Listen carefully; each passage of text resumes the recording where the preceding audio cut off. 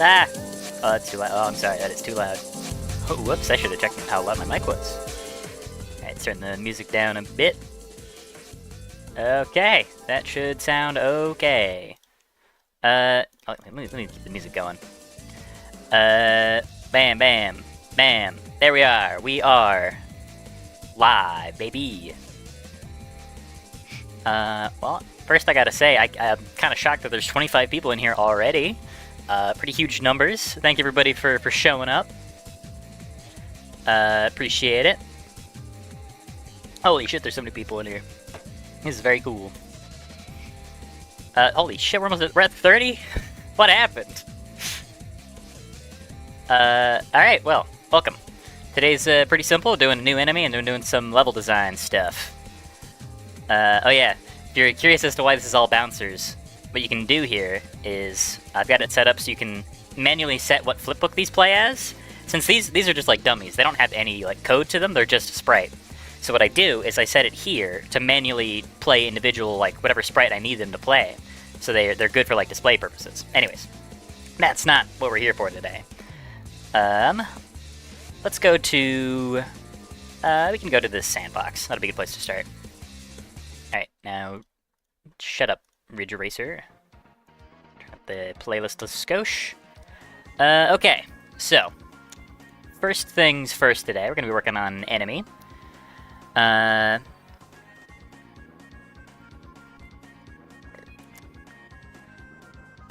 Hey there, E.P. Thomas Valdez, Florp Ermam the Cool. I'm not reading that one out loud. Yeah. Okay, so first things first, I've added a new function. You can see this is a darker version of a bouncer. And when he dies, you'll notice that the cell count only says 1 instead of 2, and when he dies, the number doesn't go down. That is what I'm calling an echo enemy, and every single enemy in the game has an echo version now. And what you can do is just set a little variable here to toggle if it's an echo or not. And those are enemies that will function exactly the same as a regular enemy, but you don't have to kill them to beat the stage. So now there is a new option for... I can, like, say have a Steve strike in a way that you can't really get to, but he can still be, like, a fun threat you have to deal with. So, that should work. Make bouncers bump into each other when the player isn't around. Well, I mean, if a bouncer bounces in the woods and no one's around to hear it, does it still bounce? I did do something kind of funny. If we put a small extrusion right here. You guys are gonna... Yeah. There's not a... I need to add a sound effect, but you can see that he bounces off a collision now. So, like, if he tries to run at you and there's something in the way, he just keeps bouncing his head against the wall. So we'll just... let's go ahead and undo that extrusion. Don't need that. But now we can begin proper on the new enemy. And probably the final one. I'm not gonna...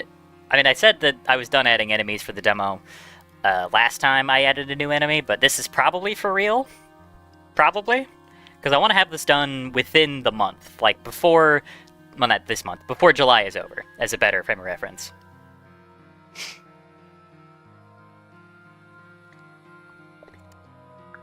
Once again here to ask for Spheroid. We already have a sphere-shaped enemy, sort of. At a 4-player co-op? That sounds very difficult to code.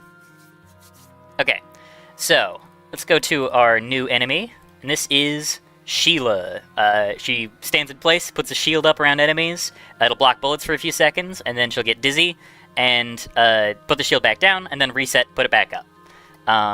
So she's just kind of a wrench in the works. Right now she doesn't move, she just kind of stands in one place, because I think that'd probably be more fun to fight around, but we'll see. Maybe we'll add more. Okay, so let's go ahead and start by creating all the individual sprites we need. Boom, boom. I love scope creep. This is only one extra enemy. This is it. This is definitely all we're doing for the demo. There's not going to be more than this. I mean that this time. Okay, so first we're going to make Sheila dizzy. That one's going to be kind of slow, like a 4, like do, do, do, do, do. Maybe even like 2. Up, boop, up, boop. Yeah. Then we can make the flip book for the death animation. So since she like makes a shield, the idea is that it kind of goes in and smushes her, which is kind of grim when I say that out loud. And then we'll make the Sheila. Let's say Sheila Shield. Shield. You'll never guess how I came up with that name. Let's make that like a 6, 7, 8. Yeah, I think that looks nice. I like the way the mouth is wobbling with that. A female Gunther? Nah, she's just pink. Damn, people are making all sorts of. You make one female enemy, even though they look like a this. They look like that. They're just a pink sphere. Okay, so what we're gonna do is start by just copying over some code, so we don't have to think too hard. Let's just drag Steve over here, and let's rename this to BP Sheila. Is it Sheila or Sheila? How did I spell it? Yeah, okay. I keep trying to spell it like shield, which is where the name comes from. It's a very not subtle pun. But that's the gist. Okay, so most of this can stay the same. What this is going to do is set how far they can see you, and actually we can get rid of some of this because we're not going to have a sight radius for them. That's not relevant. They don't even need pawn sensing, because they can't see the player. Oh, they do their own thing, like regardless. Doesn't matter if you're there or not. So she's going to start in shield mode, I think. Yeah, that lines up pretty well. And we can actually get rid of a whole lot of this. Like, a lot of this is not going to be necessary, because she'll die in one hit. So, actually, we do need to keep this, because this will refill the player's juice when she dies. Yeah. So basically, we can just take the die custom event, all this stuff, and do it up here instead. Like, we don't need any of this. Like, she's not gonna. It doesn't matter if she like takes knockback because, you know, why would she take knockback? She dies in one hit anyways. Doesn't matter. We do need the Echo branch. Yeah.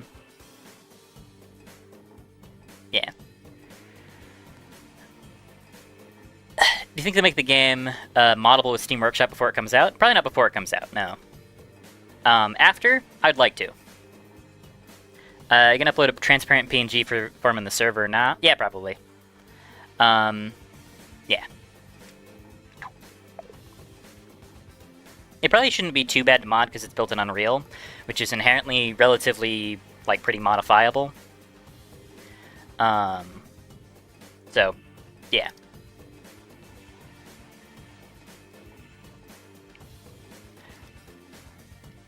Okay, so let's give them a health value of, I don't know, 1. Not like it really matters, because all that matters is if they take damage, they immediately are dead. So what this will do is play the death animation. It'll launch them upwards a little bit, so that way they have a little bit of momentum. It just makes it look a little flashier. And then they refill your juice, refill the combo meter, add one of the combo iteration. They play a sound effect. And we can get rid of this because this is all stuff specifically for good ol' Steve. Okay, so now she should just. Oh, right. I need to get rid of all this code. That code's not gonna. That's not doing anything for us. And we can get rid of all this too. So now she is very, very simple. She will rotate to look at the player. That's what this code does. She will stand there. And get added to the counter, and that's it. She just exists right now. Oh, I realized I got the rotation wrong. Yeah. Because I kind of prefer this rotation. Let's just make that a -90 right there. There we go. That feels particularly violent. Okay, so you're noticing that the animation is looping there when it shouldn't have. What we need to do is get the duration of the flipbook. So get flipbook length. Nope, not frame rate. We need to get flipbook length and then delay it by that long. So however long that animation plays is how long we'll delay, and then once that timer is up, then we'll delete the actors. That way there shouldn't be any weird overlap. Like that. Perfect. Okay, that is good. Let's go ahead and see if the echo functionality works. So now that's ticked, they should be a darker color and not add to the counter. Okay, perfect. So now what we need to do is make them shield things properly. How big is the shield? Probably big.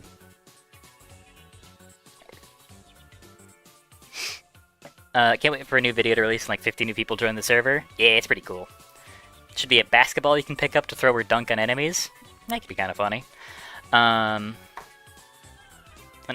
enemy that throws other enemies. That sounds funny, but really complicated.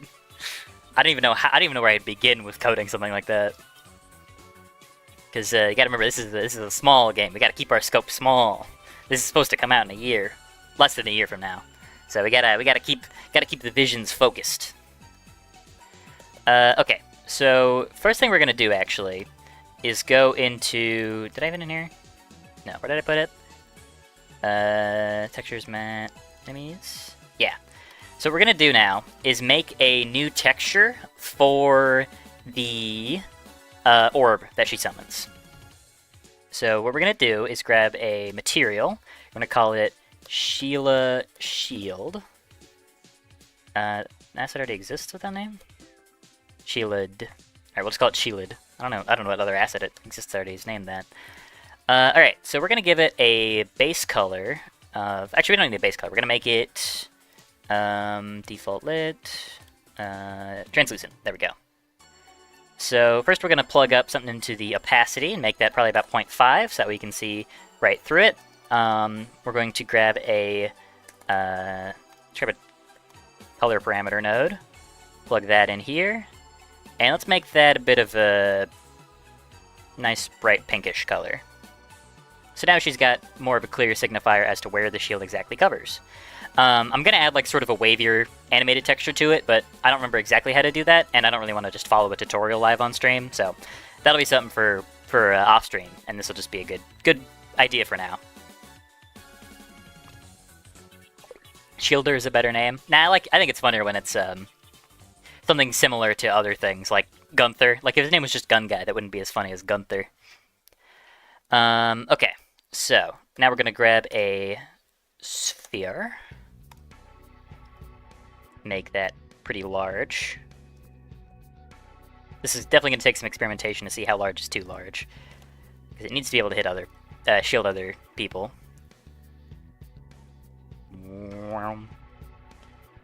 Okay. We're going to start by making that invisible. And collision to no collision. So that way that won't do anything. Actually, you know what? We need to give it block all dynamic. Actually, what is it going to be? Is it block all or is it overlap all? Because one of those will still let it block projectiles. Let's make sure the shield works first. Actually, I was thinking too far ahead. Oh, the shield counts as part of her. Oh, that's a problem. So you shoot the shield and then she takes the damage, which could be kind of an interesting idea, but not really what I'm going for here. Okay, so how do I get it so that way it doesn't count as her? If it's a no collision, then it just won't. Yeah, nothing will go through it. It does make sense, because it's nested to the capsule component. That's the problem. Yeah, I'd have to. Is there a way I can separate it from the capsule component? Nah, because it's all part of her. I might have to make that a separate projectile that goes away after a certain period of time. It's probably going to be the easiest option. Yeah, let's go and do that. So, what we got to do is go into enemies, projectiles, and we're going to make a. We can just copy over the cuboid projectile. Sure. Actually, that's stupid. We can grab a blueprint, make it a pawn. No. Is that a pawn? Actor. I'm going to call that BP Shield. Shield. Keep forgetting how to spell that. You should make Unreal tutorials. I can't even get to the node screen. You're asking the wrong guy. I don't know enough.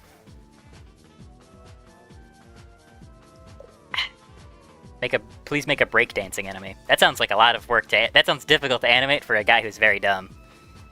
So similar vibes to the item from Ultra Kill, so I think giving a look and examining its design features, like how it...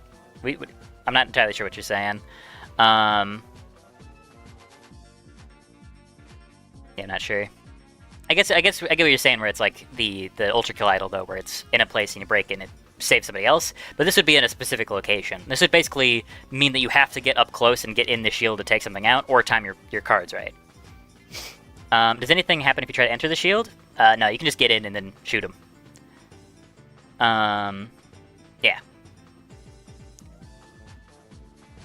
Like a variable that gets based on the frame of the flipbook. I'm confused as to what you mean by that, but I'm curious.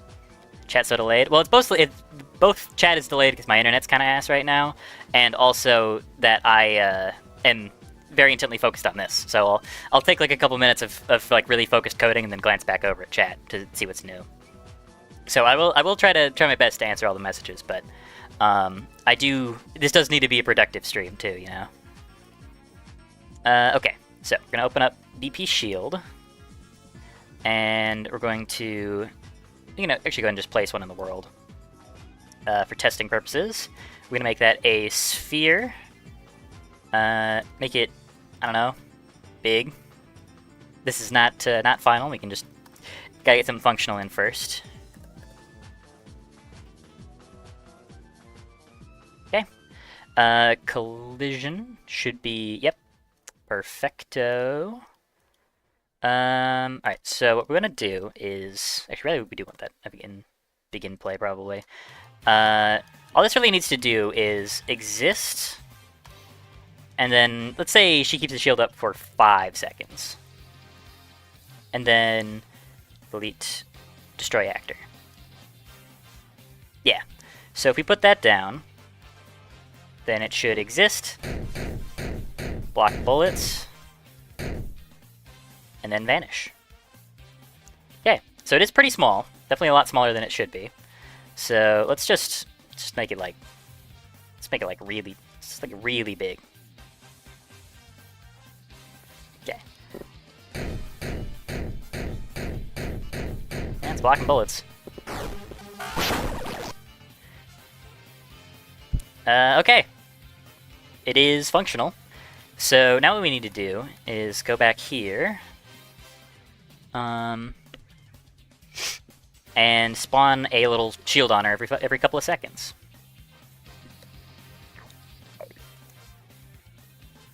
Do you want to know how to make a texture scroll for the shield, or regenerate using colors and material nodes? Probably the colors and material nodes, because I found a tutorial for a texture that I made and then accidentally deleted for like this kind of wavy texture, and that's what I'm thinking I'm going to apply both to the Sheila shield and to the cuboid cubes. To give it that kind of wavy feeling, you know? Okay, so what we're going to do is... How do we want to run this? I'm thinking like 5 seconds on, 2 seconds off, so like shield for 5 seconds, shield down for 2 seconds. So there's a way to just like run that as like a behavior loop. So I could just do it in like event begin play, I guess, where it triggers well, if something's an infinite loop, I know Unreal doesn't really like that. Actually, here's an idea. Some event. Shield. No, I did spell it right that time. Shield up, and then custom event, shield down. So this is going to spawn actor from class. We're going to get shield. And then delay for 5 seconds. And then what we're going to do is grab the flipbook. We're going to say set flipbook. Actually, we can do that over here. And then we're going to run shield down. And then in shield down, what we can do is... never mind, we should do this. We're going to set flipbook to Sheila Dizzy. Maybe I shouldn't have named her something so close to shield. I keep getting the spellings wrong, and my own pronunciation is getting me confused. Okay. Wait, not dizzy. Sheila shield. There we go. And then this one she gets set to dizzy. Delay for 2 seconds. And then run the event shield up. So this is an infinite loop. I don't know if Unreal is gonna like this or not. Oh, what's the issue? Spawn transform pin is invalid? Where? Oh. Let's split that into a struct pin. Let's get self. Actually, you need to get actor location. So the issue here is that it needs a place to put the projectile, and I didn't give it anything to work with. Okay. That might be a loop that the engine doesn't like, so we'll see. Start with shield up, right here, so it gets kicked off, and then it can run. Did you spawn an egg? Did you spawn an egg? Oh, it's because it has that kind of collision. It pushed her out of it when she spawned it. That's funny.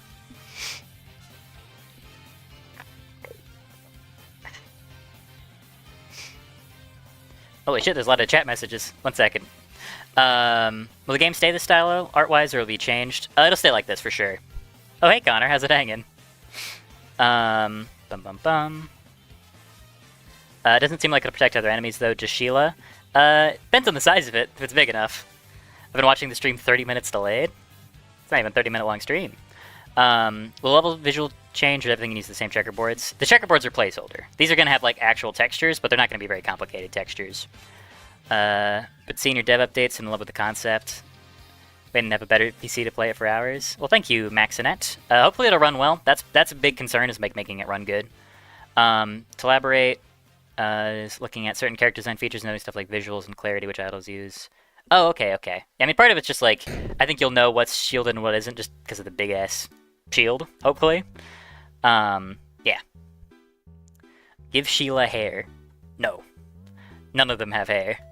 I could have someone with hair, I guess. There's no rules against that. I need to maybe make some of the later ones a little more distinct.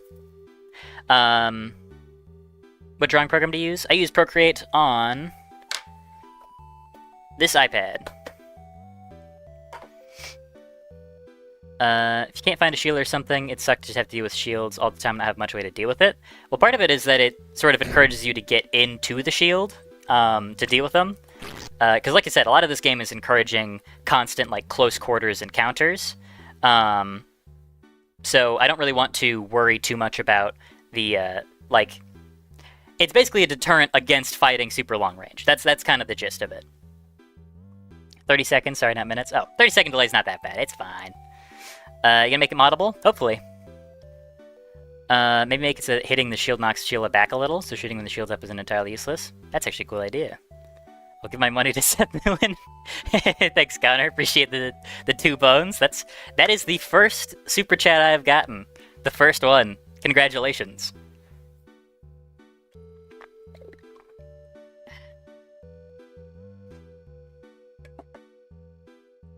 What kind of textures, materials are you thinking of using for the maps? I'm thinking like, where did I put it? Right here. Something kind of like this. Not exactly like this, but similar to this. Alright, back to the sandbox. Alright. So now she has a shield. Problem is we need to rework this shield a little bit because it doesn't function. Let's go to enemies, projectiles, shield. So I think this needs to be overlap all dynamic. So let's set the collision to overlap all dynamic. Because I think that should still read as like collisions for... Yeah, okay. There we go. So you can get in and out. Maybe some sort of a texture on the inside would be good. Or like it slightly tints your screen pink to signify they're inside of the shield would be good. But yeah, that functions. Oh, if the shield's up at all, you can't shoot her. That's a problem. Better idea. Much better idea. Here's what we're gonna do. So, if we grab the sphere, and grab events, we can do on component begin overlap. And we're going to cast to BP first person character. and as BP first-person character. Actually, we don't even need that. We just need to see if it's overlapping with the first-person character. Then what we're gonna do is destroy actor. Bam. Yeah. So maybe what I'll need to do is make it so that way once you get in there, it immediately dizzies. That might be good. Oh, because when you're right there, she gets confused and tries to put a shield up that doesn't exist. That's kind of funny. Okay, I think that kind of works. Especially as a way to force you to engage with the enemy. It's a sphere or a hollow sphere? It's definitely a sphere. Like, it's a solid sphere that you're not supposed to go to the inside of. Make a dog? No. When can we get player models? I mean, they're all just 2D sprites. I know people have been commenting on the crosshair being misaligned. I'm gonna make it more misaligned. It's really an honor. Godspeed, Connor. Imagine platforming on the shields. That could be kind of cool. Give a super chat if the economy didn't fuck me up. Yeah, use Unreal for game engine. Would love an additional frame where she bends forwards before powering up the shield like she's winding up. I've been seeing some good points of people suggesting adding like some wind-up frames to stuff, and I think that's a good idea for most enemies, just to let you know that they're about to attack. My only concern is that if it would read well, so I'm thinking like a more universal solution of like maybe a little exclamation point above their head or something similar to that, like a little flash animation that plays on them right before they attack. Just to clarify that they are indeed about to attack, and it would be universal across the whole roster of enemies, so you know that they're going to do it. Okay, well, Sheila is functional, but is she fun? What do we just make the shield huge? Bam. Bam. I wonder if it should just be overlap. So the only thing that should block is a line trace, but I'm curious if how the other enemies will respond to that. Okay, so he can go through. He can see through it, because this was kind of the intended use case, really. Is these two together? I feel are a really interesting synergy. So you can also just get in and then do that. But part of the idea is that here's a better use case, actually. Let me give an example of the kind of level design I was thinking we could use Sheila for. So let's say that you want to fight up here. Let's grab Gunther. And Gunther, by design, is supposed to be pretty easy to take out. He can pest you with long range, pretty fast bullets. He's a bit of a menace. Oh, wait, what are you doing? Gunther, you had a shield. You're leaving your shield, friend. Okay. Well, that kind of just ruined the entire point of the explanation. Oops. So, maybe I'll have her, like... What if I have Sheila, like, attached to a nearby, like, enemy? And then, like, that's the person she's following? That could be kind of fun. Like, she's sort of, like, locked on to somebody, so, like, she could be a roving sort of shield for him. That could be kind of fun. Alright, well, imagine he wasn't running out of that. Normally, Gunthers are stupid easy to deal with. They've got such little health that they'll die from a single shot of the sniper rifle. So, to counteract with them being a nuisance that can hit you from any range and be really fast and be really good at pinning you down, they die really quickly. So, you can sort of shore up that weakness a bit by having a Sheila as a way to make them a little bit more difficult to deal with. And that's the general kind of context. What about an enemy that zigzags as they move towards you? That could be kind of cool.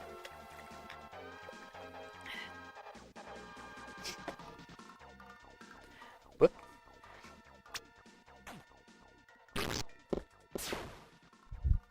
Does the guinea work through the shield? It should hit the shield. The shield isn't a pawn though, so you can't grapple onto the shield. Yeah. See, I think if you made the shield a grapple point, that might make it a little too powerful. Because then you wouldn't have to like engage with it much, you know? Like you could just grapple onto the shield and then immediately get to the shield, but it could be also kind of fun, like, because I'm not worried just about balance. It's also worried about what's fun.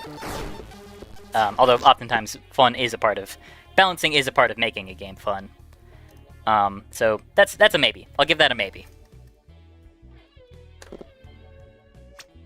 So that's the generalized kind of case I was thinking about what we're doing with Sheila.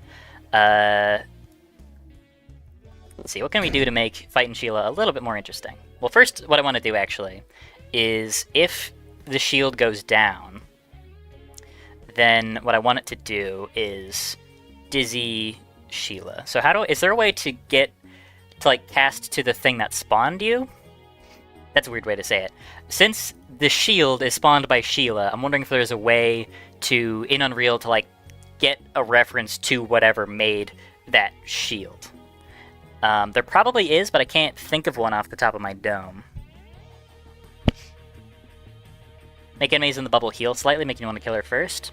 I can see healing being a little annoying. And thing is, like, if you can get up to an enemy, they're probably gonna die.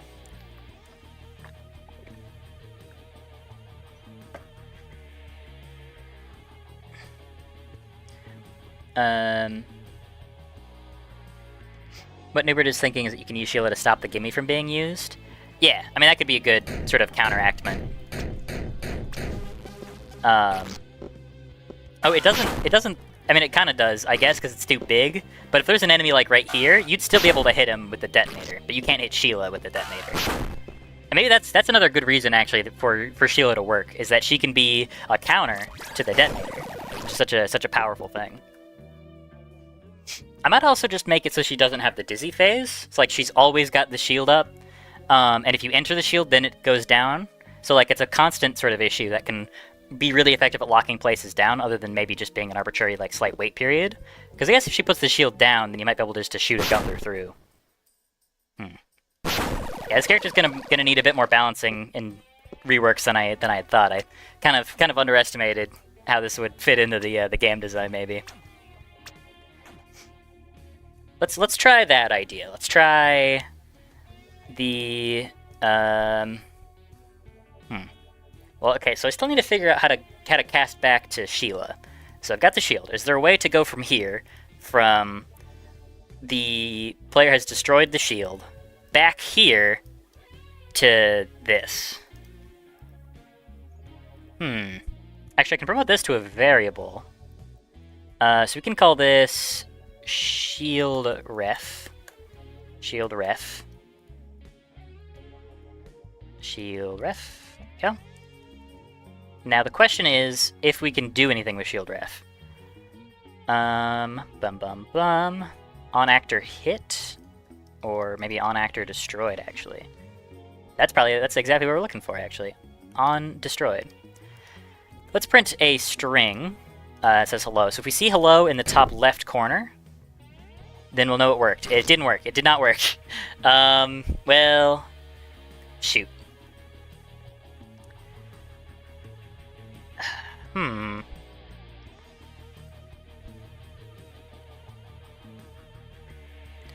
actor hit, on actor destroyed, on end play, on clicked, on released. So this is destroy actor. I don't know why. If this, I don't know why that's not hitting. Is my question, because if it gets destroyed, and then this actor, the shield ref that it spawns, like it spawns it in, sets a variable, and then once that thing is destroyed, then it should print the string hello, but it's not working.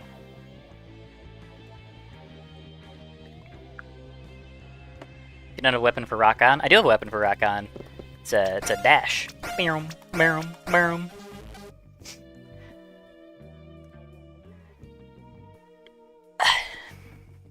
If the shield deactivates upon entering at no point and having it dissolve regularly, yeah, that's what I'm thinking. She could just like bring it back after a couple seconds if you leave it. You need a weapon for the scissor finger? Well, I'm gonna use this. That was weird.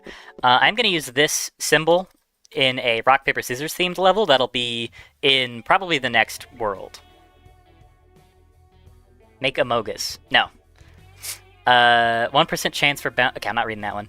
Enemy with sledgehammer that breaks your hand. I don't really want to do broken fingers. I think limiting the arsenal. I don't know if I really want to do that. I can understand attaching Sheila to an enemy for level design, but also saying a whole crowd of enemies fighting to get a spot under her shield would be really funny. That could be cool. Yeah, she might need some slightly more complicated AI code, and that'll probably be an off-stream thing because I don't. Still not great with AI. And coding all that. Okay, so what we need to figure out is why, when the actor is destroyed, it doesn't do this. Because it's destroyed, it gets destroyed right there, but nothing happens.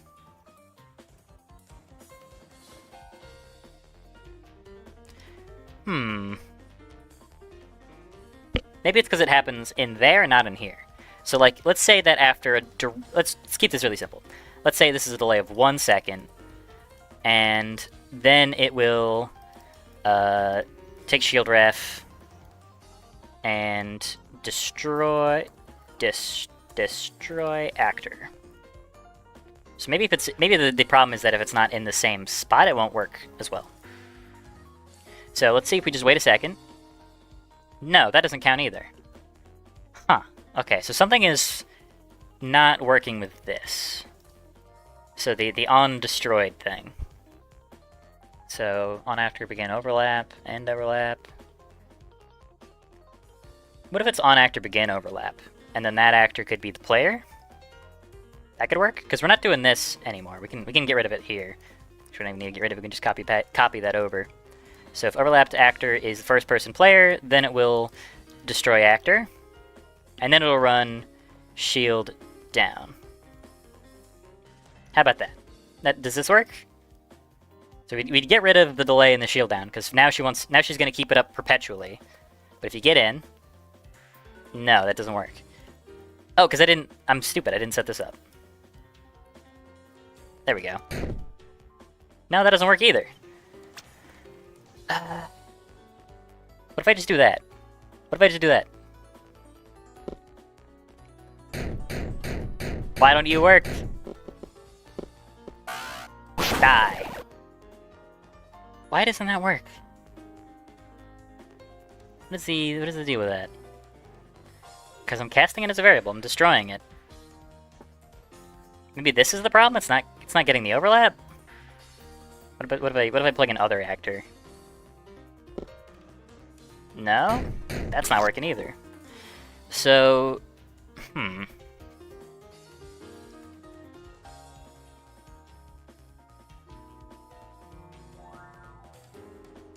Yeah, I really don't know what to do with that is. How strange.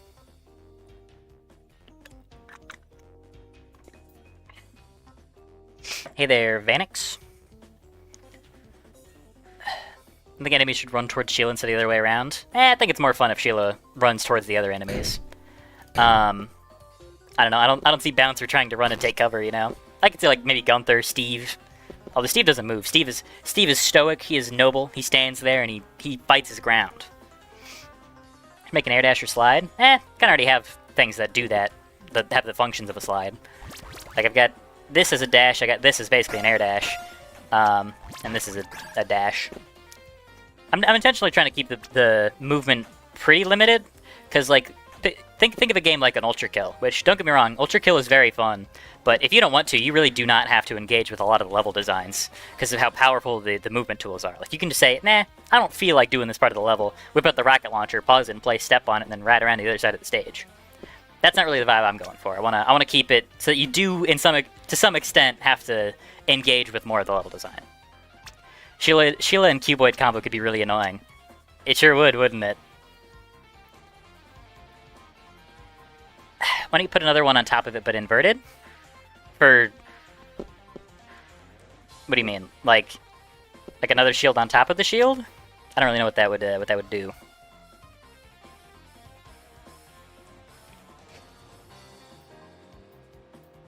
Cuboid's projectiles should have a cell shader. Well, they are orange.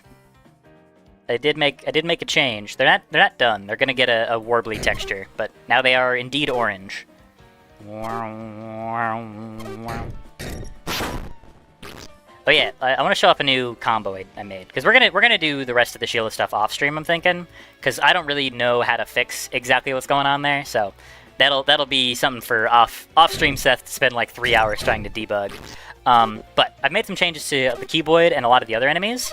Normally, the best way to kill him would have just been, like, you run around in a circle, hit him with shotgun, shotgun, shotgun, or shotgun, shotgun, or classic, classic. But now we've got a new best option. What you can do...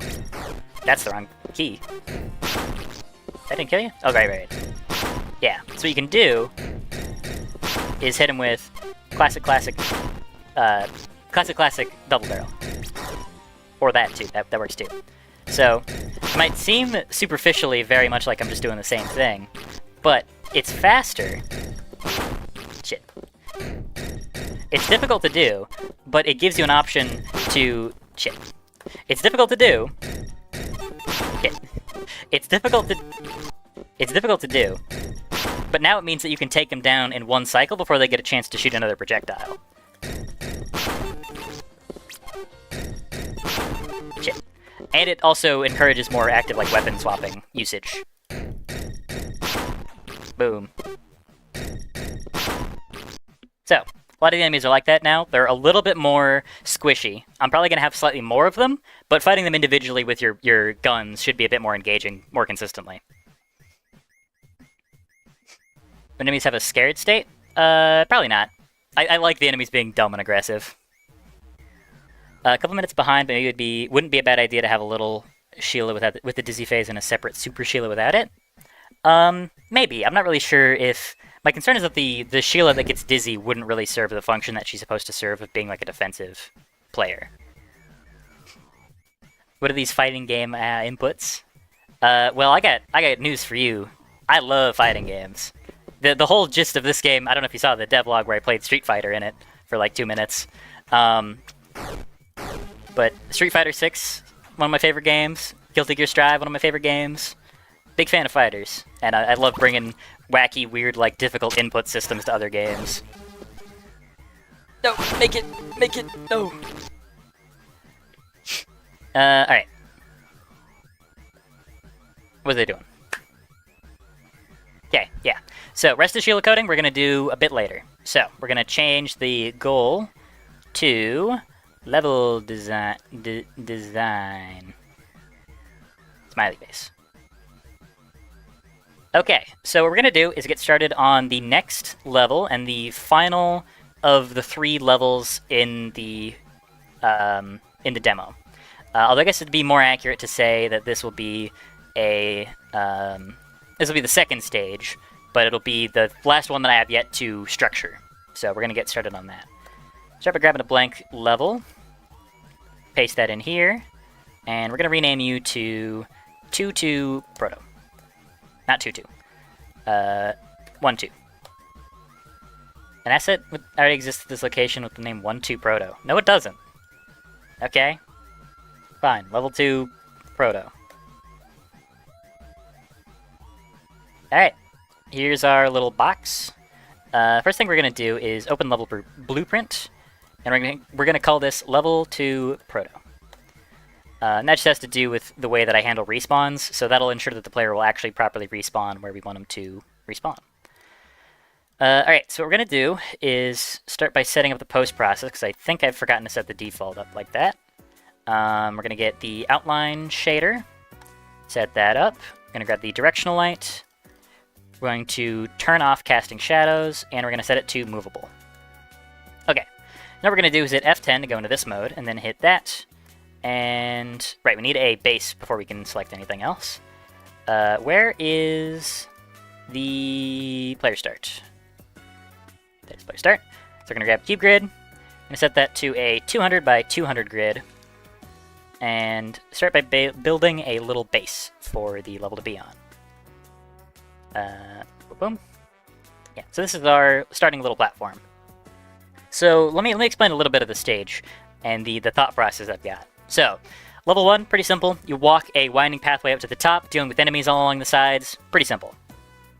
For the 3rd level, there's 3 large buildings on each different side of the map, and you can go into each of them in any order you want. You can bounce from one building to the next using some cool skips.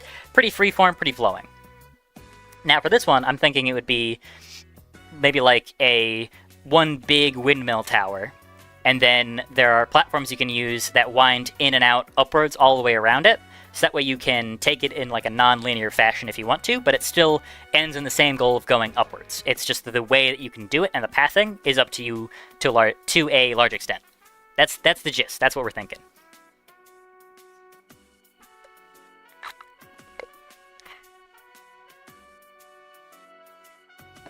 Add cracking knuckles to refill juice. I mean, I don't really want refilling juice to be free, easy, or fast. That part of the balancing design of juice as a whole is that it makes missing shots dangerous, and more importantly, it means that you need to be consistent with your inputs and with your speed to get good rankings and really prove that you're good at the game. So 1, 2, 3, 4. Then we got a nice little 8x8 foundation we can build off of. Yeah. So I'm thinking this is all going to be part of one like big, really big island. So let's like extend this out by like 1, 2, 3, 4, 5, 6, 7, 8, 9, 10. Then extend this out by about 1, 2, 3, 4, 5, 6, 7, 8, 9, 10. And it occurs to me I forgot to do this, so I can just... Is it control drag? It is control drag. There we go. Then we can 1, 2, 3, 4. Then grab these and go 1, 2, 3, 4. Same deal over here, just 1, 2, 3, 4. Yeah, something like that. And probably do that once or twice more, and then bring it all around so you've got this nice large circular base where we can have our level built on top of. Add P shooter PVZ. Yeah, I don't think I can just steal it. Are there going to be checkpoints? Right now, no. But there might be in some later stages. Because like checkpoints aren't really a bad thing. Because like if you have to take a checkpoint though, you're exempt from getting a rank. Like you just can't earn one. Make sure that's 1, 2, 3, 4. Yep. 1, 2, 3, 4. But right now there aren't any stages that are big enough to really necessitate checkpoints. But perhaps in the future. Also, 46 live right now. 46 viewers. That's pretty cool. 1, 2, 3, 4. Alright, so this is going to be the last extension, and then we're going to keep it evened out for a little bit, and then drag it out a little more. Yeah. So we're going to add another maybe 8 total, and then go back in. So 1, 2, 3, 4, 5, 6, 7, 8. And then from here, we're going to go over here and then do 1, 2, 3, 4. 1, 2, 3, 4. 1, 2, 3, 4.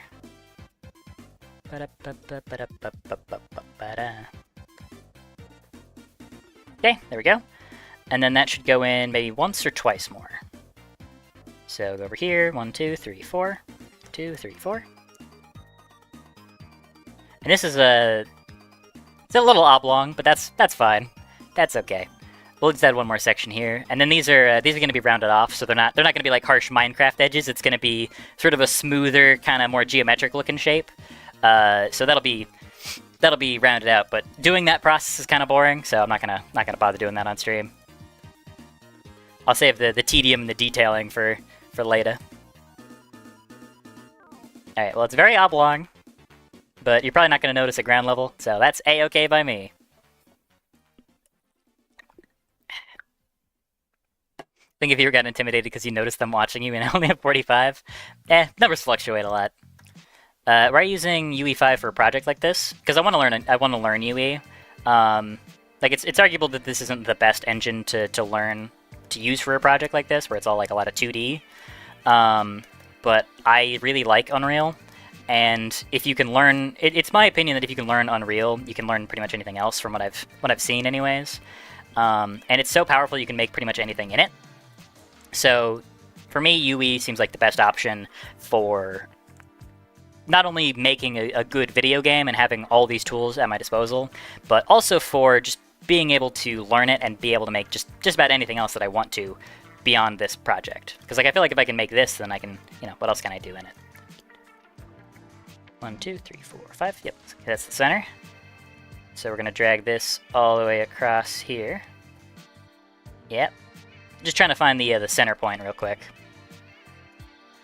So it should be 1, 2, 3, 4, 5, 6, 7, 8, 9. 1, 2, 3, 4, 5, 6, 7, 8, 9. Yeah. Okay, so we're going to drag this across similarly. Okay, now we've got ourselves a middle point. So we can... You know what, we'll actually keep those there. That might make it a little bit easier when it's balancing. Guilty Gear Strive is Giga-based. Very fun game. How long you been making games? Since I was about 11, I think. I've been learning game making since I was pretty young. Like I used Scratch for a long time. Then I moved on to RPG Maker, and now I'm on Unreal. And Unreal I've been learning for about a year and a half. So, I feel like I made pretty good progress in that amount of time. Welcome back, Snazzy Raspberry. Maybe the HP should be your fingers falling off? That sounds painful. Make a clone enemy, like they can duplicate themselves or others? HP should be your fingers falling off? That seems like that would be, get out of hand really quickly. Okay. So now we're going to make a loose structure for the outside of the building. I'm going to go 1, 2, 3, 4, 5, 6, 7, 8, 9, 10. That should have enough breathing room on the outskirts for that to be okay. Yeah, probably. And then, let's see, I could make it sort of like a full, like, diamond shape. So like this, maybe?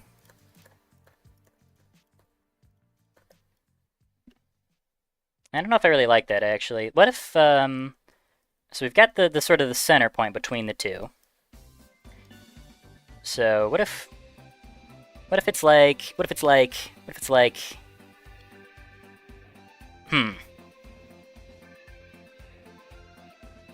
Sorry, I'm thinking, and that's my that's my thinking stance. So if we got a point like this, could just be sort of a flat diamondy shape. So let's try that. Let's try that again in slightly larger scale and see if it works or not. Before I go writing it off as a bad idea.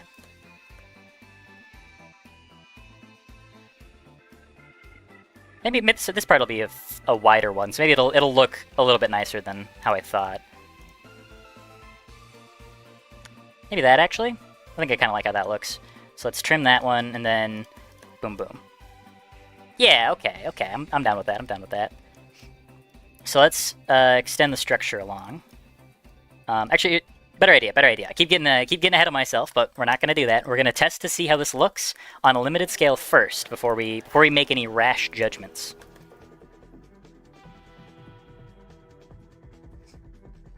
Any tips for a new game developer? Start with something very simple and very small. Like RPG Maker, I think, is a fantastic one to get your grounding with.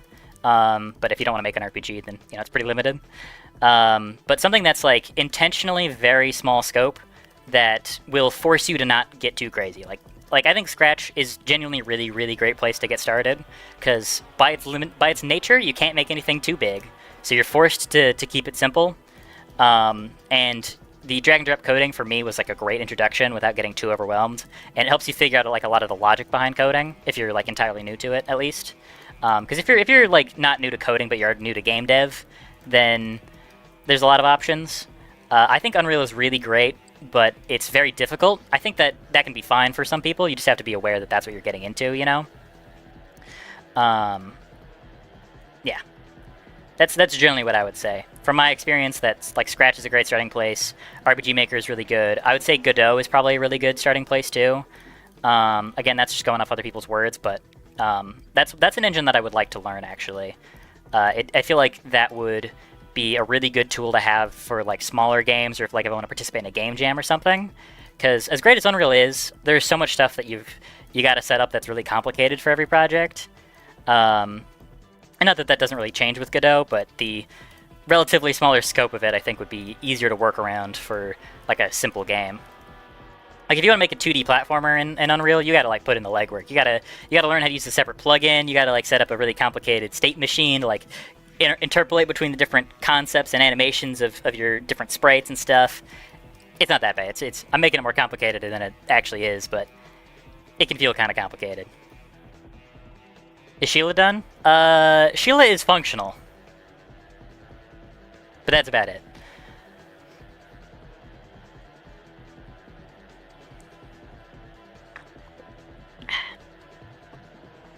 These checkerboards really do not like slopes? Yeah, not really. I'm not gonna have another hand. That would be it's already pretty input complex, but I think having another one would make this a little unreasonably input complex. Ooh, we got God Hand OST. So now we're just gonna build up a bit of a base here. And I think I'm gonna make this just like a towering monolith. So it goes really high up, and then like opens up at the top. There's like an open bit, but it's not gonna slope inwards at all. It's just gonna be going straight up as a giant, like imposing tower that you gotta scale. I could shrink the interior steadily. That could be kind of fun. Like it gets thinner and thinner towards the top on the inside, but not on the outside. So like from the outside, it looks like a giant like obelisk, but on the inside, it's feels like it's getting more and more cramped as you get higher and higher.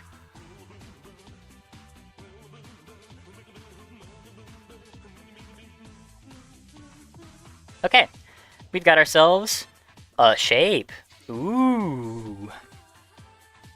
Okay, so we can go ahead and delete all of these blocks, because these are just the bit of the internal structure we're using to determine where the quadrants are, but I think it's pretty easy to figure out where those are now. So, what we're going to do is get rid of these two as well, then build everything upwards. Then we're going to want to probably determine exactly how tall we're going to want our structure here to be. Again, probably pretty tall, not too tall since this is only supposed to be the second level, and it probably shouldn't be much longer than like 2 minutes on a decent run. So don't want to go particularly overboard or too crazy with it, but we can afford to make it kind of tall.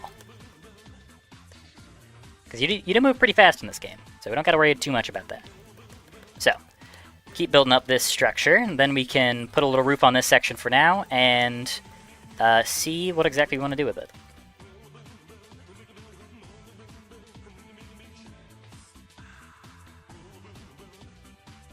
Keep going upwards.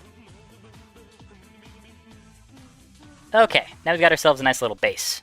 So let's make a little doorway here so you can actually get in. Oh, that's already looking kind of big.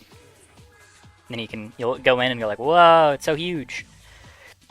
Ooh, huge idea, cool idea. I was originally gonna make this really simple, and it would just be like a floor-by-floor thing, kind of like the previous building I made in the last stage. But what if it's like, you look upwards, and there's like small slices, like there's little pizza slices of stage that you have to get up from like different staircases and launchers and stuff. So like you look upwards, you can see all the way to the very top, but there's all sorts of like, there's like Gunthers or something that can shoot down at you, and there's Steves that can shoot down at you from the ceiling. That could be kind of cool, that could be kind of sick.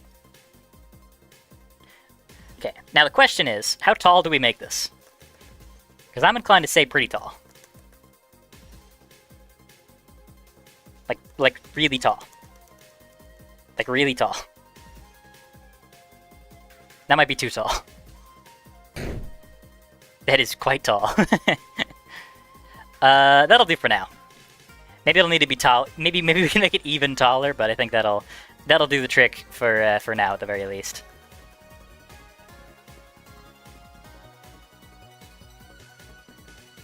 Holy cow, this is absurd. Yeah. Did I line it up? Ooh, I got it. I lined it up. He's a deadeye. He's spot on. Kind of forgot I could just do this also, so I don't have to just mash the button over and over. This feels like it's a lot easier to do. Okay, so now we're gonna build the rest of the structure up. So we got this truly menacing looking building. Whoops. Maybe I should slow the mouse scrolling speed a little bit. Why is it off center? Oh no, it isn't off center. I'm just dumb.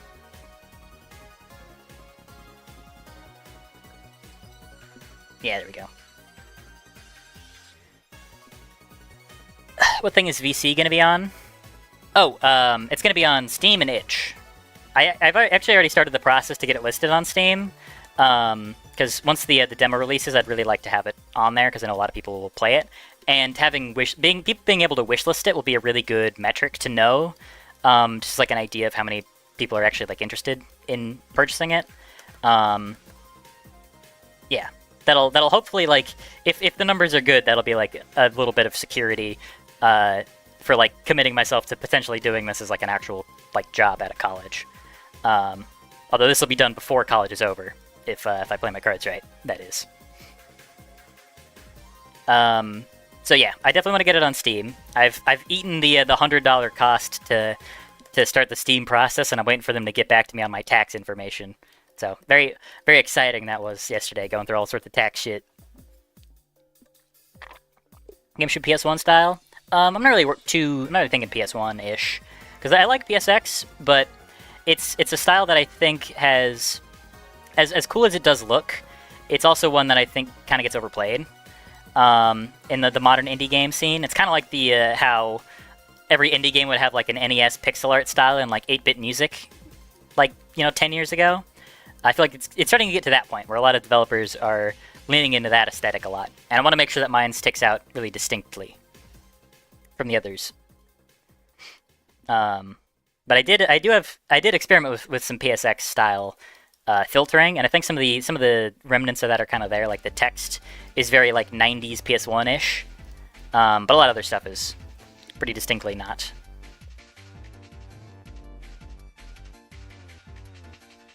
And if you mess with the settings enough, you can make it really look like a proper PS1 game. What if I just... Yep. Yep. Really wish there was a way to select things on a diagonal. That would be really convenient. But alas, we are not so lucky. Gotta properly build our Minecraft dirt tower. Oh, that actually looks kind of cool. It's like a cityscape. Is this Unreal? Yes. Do you have beta testers? Well, right now I have my friends playing it. I might have like a very limited build for like specific people. I just don't want to release a demo and then it like immediately gets like leaked before it's out or something. Not that I think a lot of people would do that, but I would want to keep that relatively limited. So I don't know if I'd want to release that outside of just like my friend group. At least for like beta testing, obviously. Once the full thing is out, then that'll be available for everybody. At least that's the generalized kind of thought process on that. Yep. Shouldn't it be getting thinner and thinner the higher you go? Well, I'm saying that it'll be like that on the inside. On the outside, it'll look the same all the way up, so it looks more imposing and like look at that. It's intimidating. But then on the inside, it gets thinner and thinner. So that way you get the best of both worlds, where like it looks imposing, and on the inside it gets more cramped. But also that is just an idea. I'm not sure if I want to keep that or not. Did I adjust this somehow? Why is it misaligned now? Ah, mother.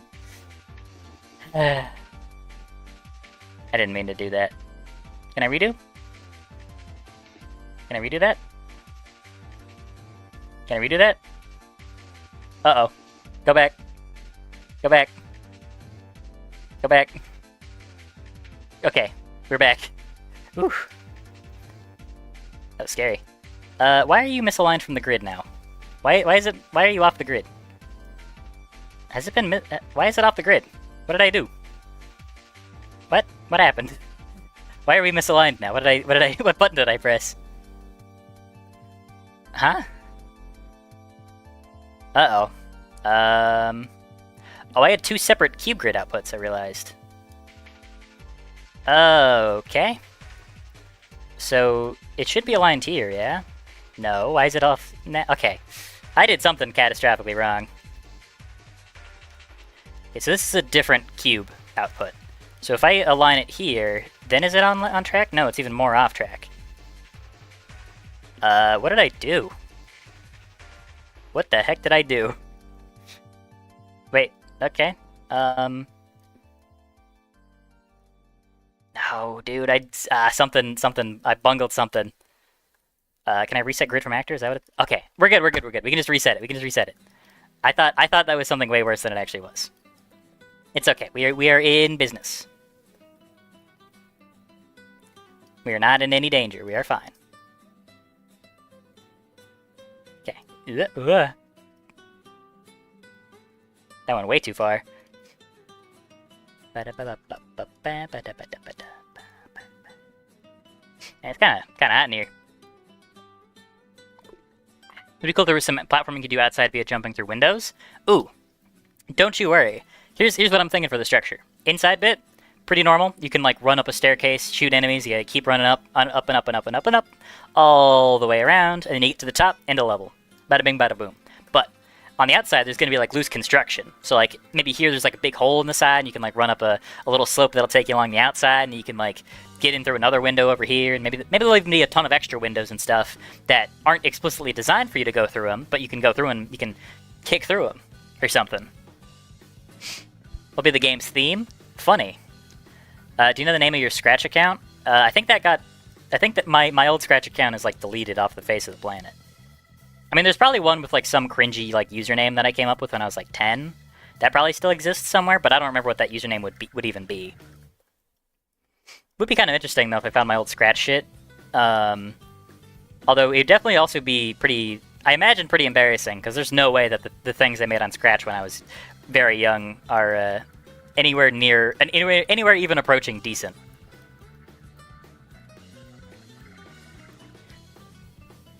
But I wouldn't mind seeing some of the old Scratch stuff again, like once for archival sake, and then being able to permanently like delete it off the face of the earth or something. But that's probably not a super healthy mentality to have. It's like, you know, when you're younger, you tend to make kind of ass stuff, and that's just how it is because you're, you know, young, and you got to learn how to make stuff that's good. But there's always like an inherent like kind of cringe factor when I look back at like my old sketchbooks or back at like old projects that I had worked on. Not for all of them. Like there's one on the channel you can find a little ways back called Cool Zone. That one's kind of bad, but I like that one still. But it can be hard to look back at some of the stuff you've made without feeling at least like a little bit of shame. Do you think something this big needs a more imposing door? Could be. Steve should be able to rocket jump. I would have used that. Like, because if he shoots himself, he just dies instantly. The damage on it's a little too high. Bam, bam, bam, bam, bam. Alright. There we go. Yeah, sorry about this, but we're gonna be here for a bit, just sort of straightening up faces. So if anybody's got an exciting, enthralling conversation topic, or I could just waffle on about nothing, as I tend to do. Oh yeah, I did want to say, if anybody would like to guess, I've started earning ad revenue on the videos. Anybody want to guess what that number is for how many dollars do you think I make per 1,000 views? I'll warn you, it's not high. If anyone wants to take predictions.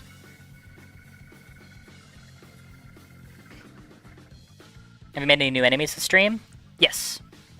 I have made an enemy named Sheila. She isn't fully functional yet, but making her more functional is going to require a lot of twiddling with AI, and a lot of stuff that I don't really know how to do off the top of my head without a tutorial on my back. So that is more of an off-stream project for the moment, anyways.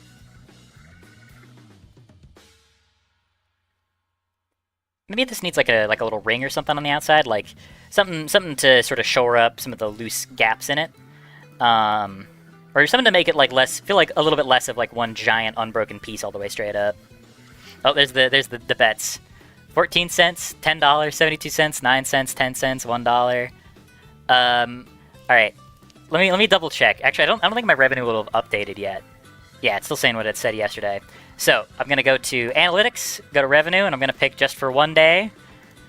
So on a day when I released a brand new video, I made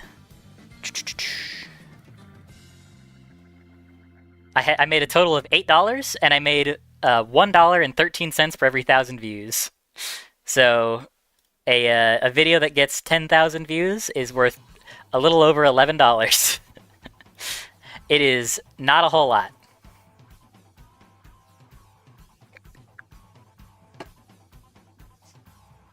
I mean, I'm not expecting a whole lot. Apparently gaming channels don't get a whole lot of ad rev, but holy shit, that was less than I was hoping. Yeah, it's a little bit demoralizing because I was kind of hoping that I'd be able to start making a bit of money off of this finally, because it's been like a month and a half, and I've put at least 200 hours, maybe 300 hours into this project. Maybe 3 hours is a bit overstated, but it's been a lot of hours, and I was hoping I'd be able to get like just like a tiny little bit of extra something back, but alas, I don't think you can contractually say the revenue. Whoops. Well, it's not my official thing. It's just for a couple days, whatever. Just ignore that I pretend I didn't say that if it is against rules. A lot to me. Well, it's not a lot when it's been if you think about how long this has taken, how much time this has taken. Hopefully it'll even out more when the game is actually like finished. Hopefully. Because I mean, I'm not expecting a 5K channel to be like something you can live off of, obviously.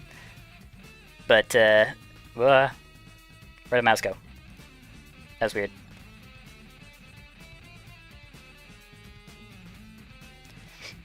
Oh, sorry, as I was saying, obviously I'm not expecting to be able to make a shit ton of money, but at least a little bit more would be nice.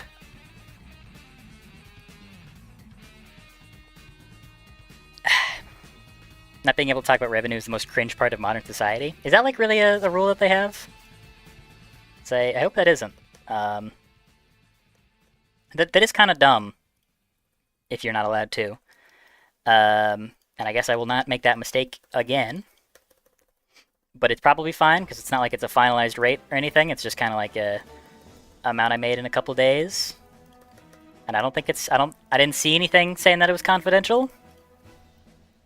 But maybe that's somewhere in the rules, I don't know. It isn't a rule in most places, but it's frowned upon generally. Okay. I mean, I guess... I don't really know why. I mean, I guess people wouldn't want to talk about how much money they make, but like... I don't know. I think I'm allowed to joke about my ad rev being low. I think that's fine, right? But if that's something that YouTube would prefer me to not do, I'll do it to protect my my money. Anyways, all of this is just to say, funny. No, Boogie talked about his revenue at some point. Oh, okay. Make comparing income harder so people can't easily tell if they're underpaid. Ah, okay. That sucks. I guess that is the thing in like some companies, right?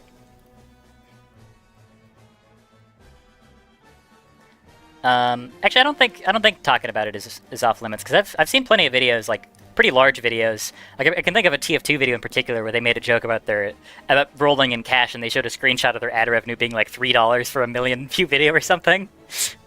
So it's probably fine.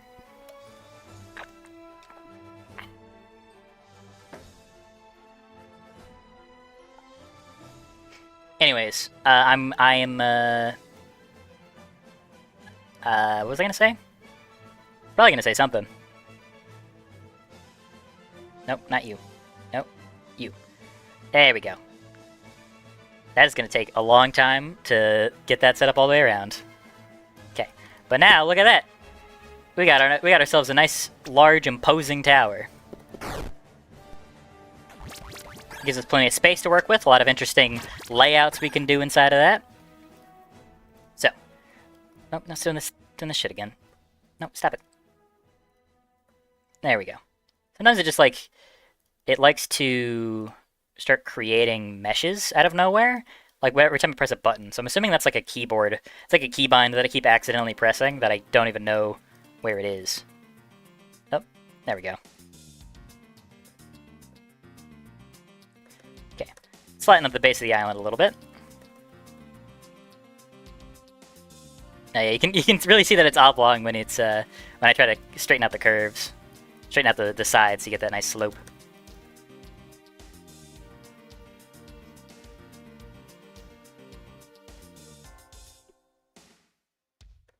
Okay, I'm gonna keep going around, trim all this up, make it a nice little structure.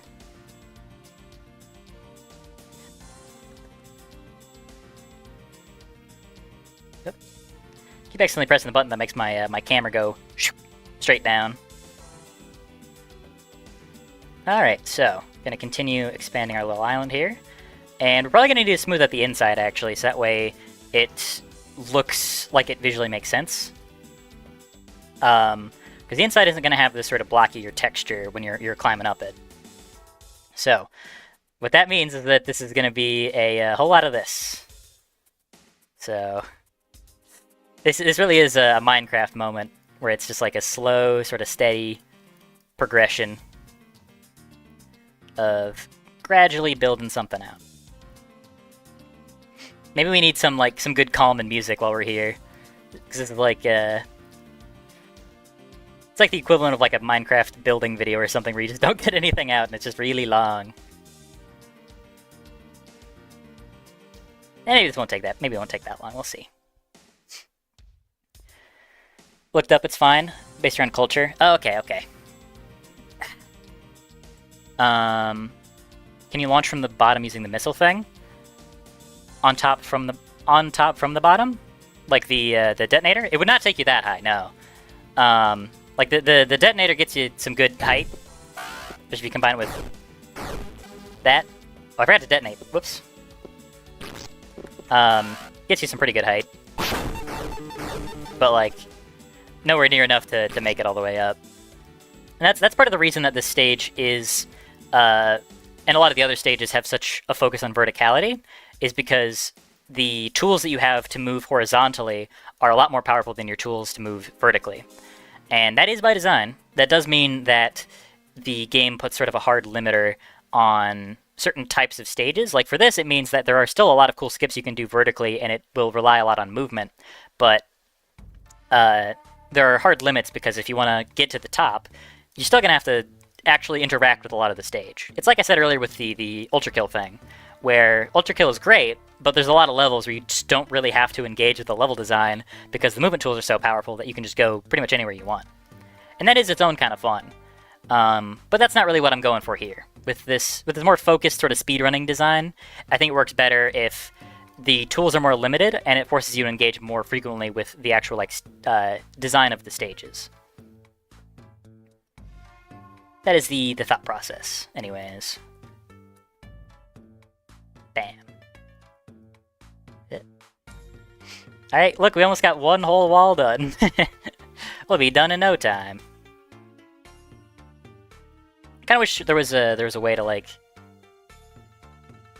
actually, there's a way to select whole faces. Is there a way to just select a whole face? That'd be awesome. Shortcut info, block selection. Wait, is that based on normal? Can I? No, that didn't do what I was hoping it would do. Outside based on view ray. No, that's just dang it. I was hoping to be able to select the whole face. If I was, then that would make this amazing. That'd be so good. Yeah. Darn. Not quite what I was hoping. Maybe inside based on view ray. Nah, that's not what we're looking for. All right. Well, I thought we could have just been spared, but alas. Why are you like this? Inside? It is inside. Okay. I just set the tool wrong. No, it's still set wrong. Outside based on V-Ray? I don't even remember what I had it set to originally. It's outside based on normal. Okay. No, that doesn't look right, because now everything's off by... Everything's off. Why is it off?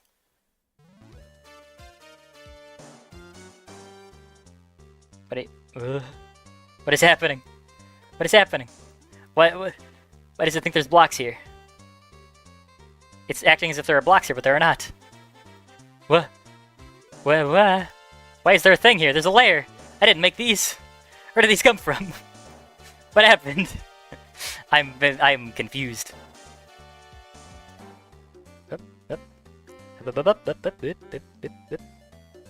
Okay. All right. Here's what we're gonna do. What did I do? How did I do this? I don't even know what I did. I'm thoroughly confused. What am I selecting? Ugh. I've never seen this before. This is an anomaly. Okay. I can just do that. I can just do this. Yeah. So I can select this side, go all the way down. No, that's not it. No, that is it. What the hell did I do? Other than, like, screw something up royally, obviously. Okay, back on track. Sorry about that extreme confusion that I was suffering. I got hit with the orb of confusion. Oh, thought I hit shift. Nope. Okay, so we got that one down. We're going to hold shift, select all these. There we go. Now we can select these dots and extrude that face. There we go. Okay, we're back in business. Sorry about the extreme confusion I had there. Okay. Add the Konami code somehow. Make moving platforms. Secret platforms. There will be platforms on the side. Just make the damn level. I'm doing it. Calm yourself, Mr. Jonas.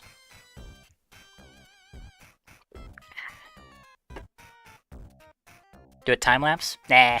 Time-lapse are tricky. Top 10 viewers couldn't imagine why? What? No, I couldn't figure that out. Probably smooth at the corners, right? Because right now it looks like it's straight out of Minecraft. What do you think we've been doing? That's the whole thing we're doing. It's making it look all nice and orderly. That's why I've been flying up and down for 10 minutes. That's wrong corner. Nope, that one. There we go. Alright, we almost got one whole side done. We almost got one. Alright, let me fly up. Yep. Grab this one. Grab this one. And then bada bing bada boom, look at that. We got one smooth wall. Now we just have to do the same thing 3 more times. Hold your excitement, everybody. Alright, anybody got conversation topics? Can you just make a long 45-degree block that covers the whole side instead of having a lot of smaller pillars? What do you mean? Really cornering the market in live streams? What, are you saying that this isn't... I don't know if that's sincere or not. Because you got a bunch of retracted messages. But I think that this is the most entertaining content that you could be possibly watching on YouTube right now. Flying up and down over and over, making a bunch of smooth edges. That's enthralling. That's what the people are here to see. That's what they pay me the big bucks for.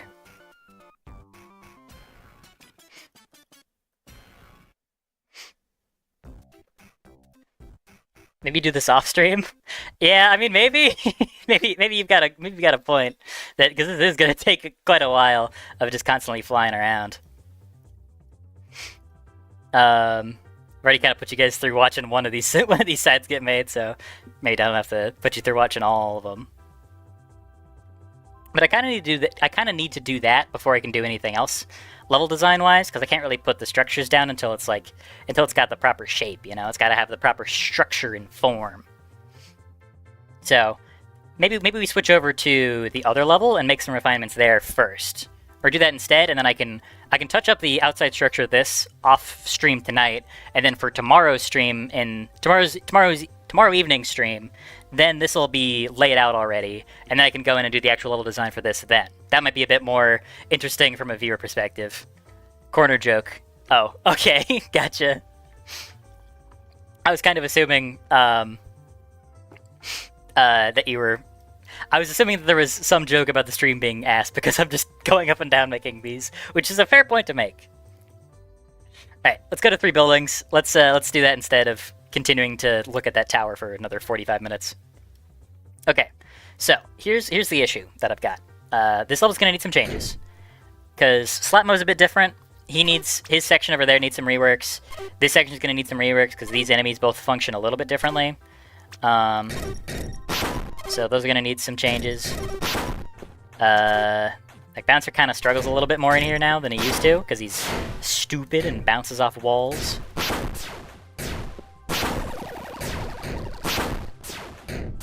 Hit him! Stop whiffing. Corner gameplay. Yeah. Thank you, Lamp.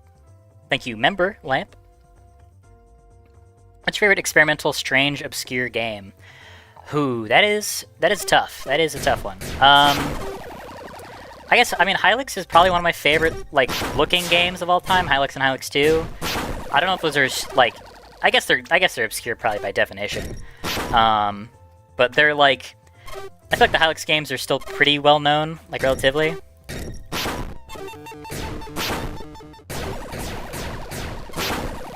So I don't know if those are quite obscure enough.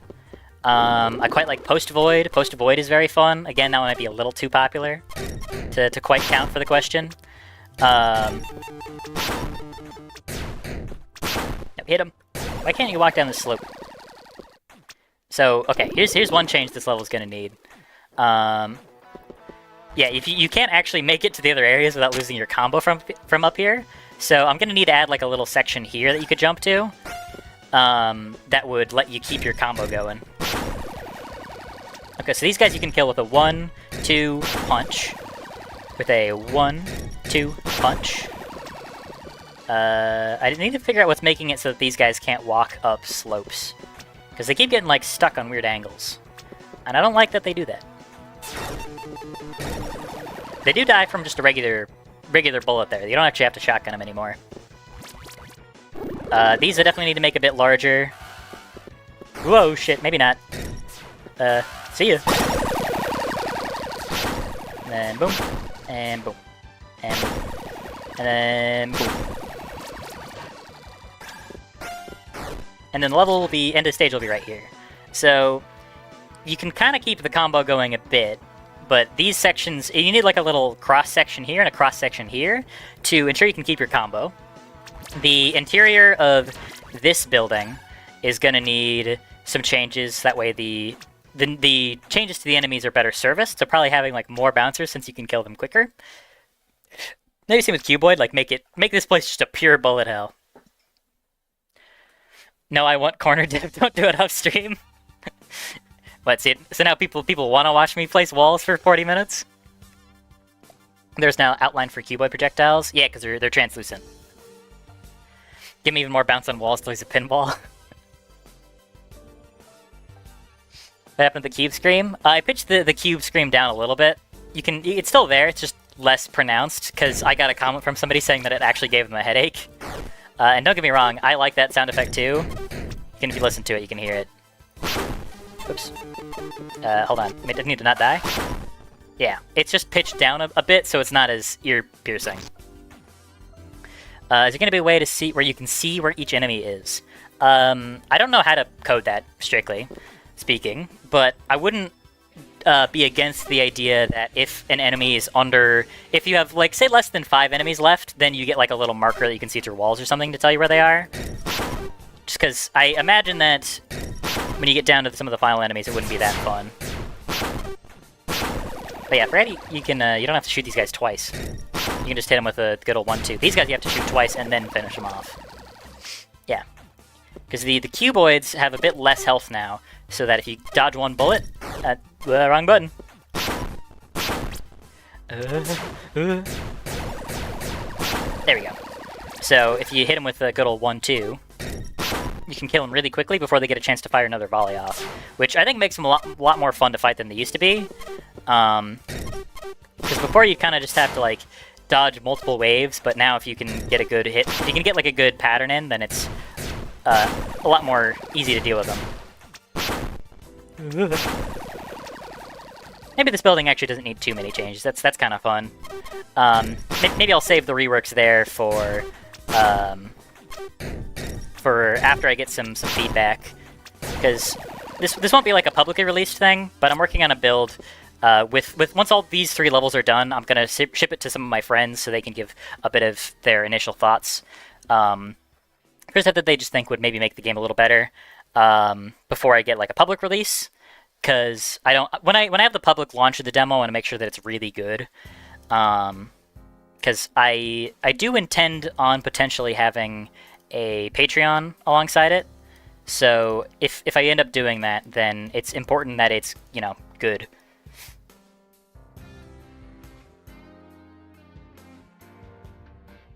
If I'm asking for money, it's got to be kind of inciting specific expectations.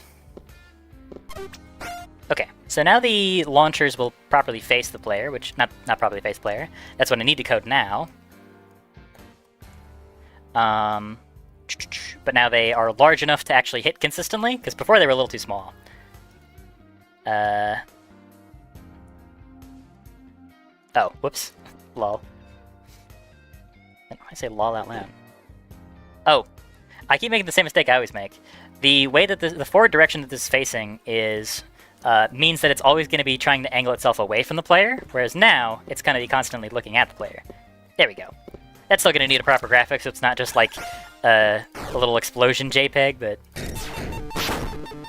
that was kind of awesome, actually. I flew right into him and he just slapped me out of the air. So this place is definitely going to need... This section here is the one definitely in most need of a remake or rework, because the slap modes just can't cope. Like they just don't know what to do with the slopes. They get confused easily.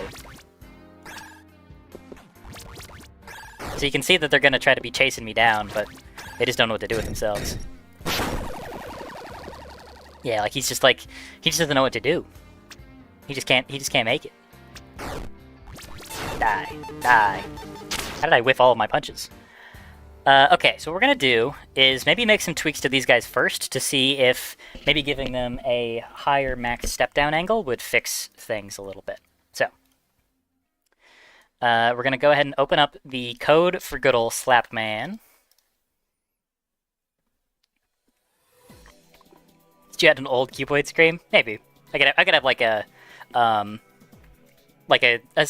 option to make some sound effects a little less ear piercing. Don't you need to add Sheila's to the level 2? Potentially. That'll probably be more over into this section, if anything. Maybe add a Sheila in the steep. Yeah, there you go. Exactly what I was thinking. Need a finger waddle. Nuh-uh. Perhaps. Can we see the player? You'll get to see the player when I come up with a design for the player. But right now they don't even have... Like, I've got very vague ideas, but I don't have anything, like, concrete figured out.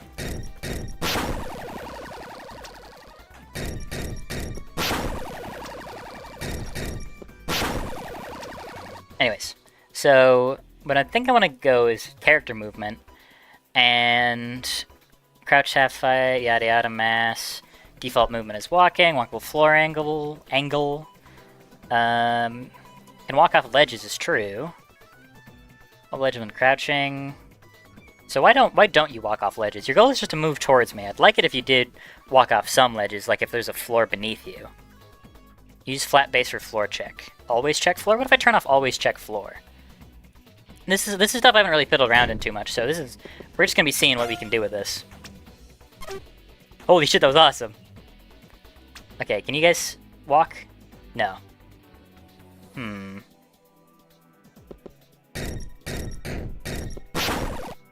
Sometimes the game just starts running really badly. I don't know why it does that. What if I just give him a crazy high walkable floor angle? Because if I could like make him walk down slopes, I could just make this whole thing like an inward sloping bowl, and that could be kind of fun. That'd be pretty different at least. Okay, why can't you guys walk down these slopes? What is so hard about walking down a slope? Why can't you do it? Why can you not do that? I know in the nav mesh, then you can set like the walk angle. Walk. Oh, wrong nav mesh. Angle? Isn't there an option for that in here? Generate overlap events, yada yada. Opponent tags. Networking, replication, cooking, tags, yada yada yada yada. Huh, it's not in here. Okay, well that's clearly something I'm gonna need to figure out as to why these guys are thoroughly unable of walking down stairs or slopes, you morons, you fools. But this area might get a whole retooling, so it's like all one sort of bowl shape instead of a series of steps. It'll be one big, like sloped inwards bowl. Is Steve the player's father? No. They're just both blue. There's no relation. They're different blues. Try searching for step. Alright, let's try that. Step. Players step up onto this component. That's not the right one. Is it the other nav mesh? Oh, it is, okay. I was looking at the wrong thing. Largest vertical step the agent can perform. Is agent these guys? So what if I just set all these to like 80? Actually, this is the minimum. Or no, this is nav mesh resolution. What is the nav mesh resolution?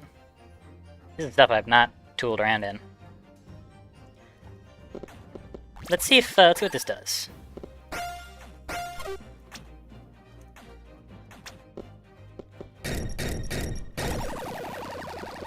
No, still nothing. Still nothing. That'll be a problem for off-stream Seth to solve. Because I really do not know what the deal is with that.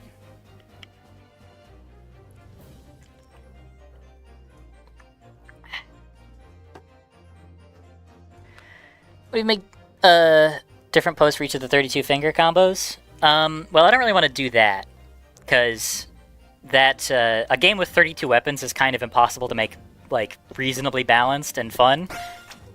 Like, maybe not fun isn't the right word, but you're always going to default using a couple of ones, and it's kind of hard for that to be like reliably good. And also part of that is that this game needs to be done within a certain amount of time, so we gotta keep the scale focused. Gotta keep ourselves on track. Need to rebake the nav mesh. It updates every time I make changes, so it should be fine.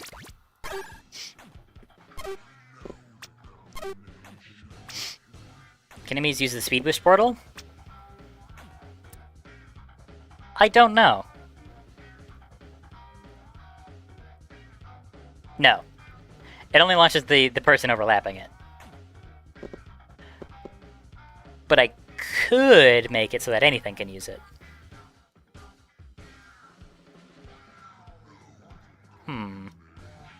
I do like that idea. I like that idea a lot. Okay.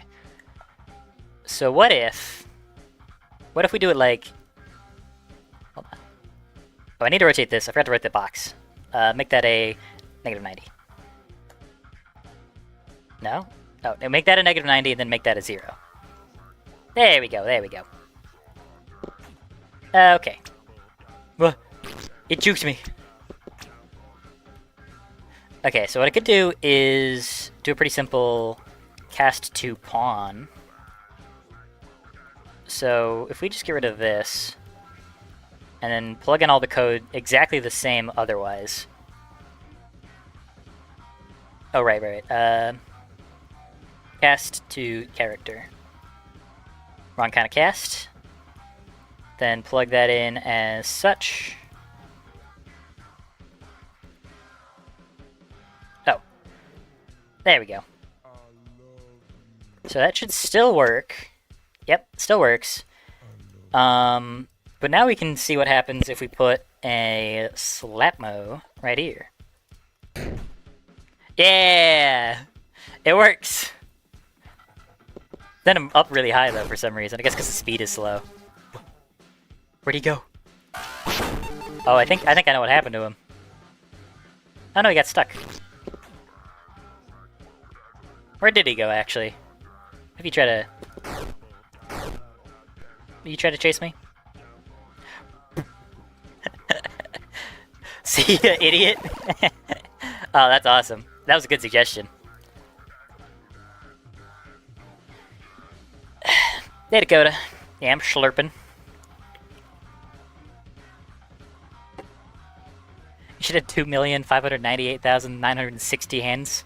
Yeah, that's a good idea. If slapmos don't like going down slopes, what if you place one on a slope? I think they'll just probably slide off, but that is a good question. Slow down, slow down. So we just put one like right here so he'll fall on the slope. Yeah, I saw him tumble. I assume he just gets stuck.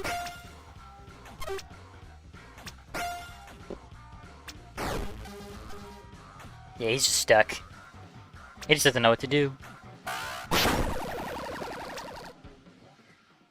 Okay, well for now we can just work around that by making level designs that use an inherently like less steep slope.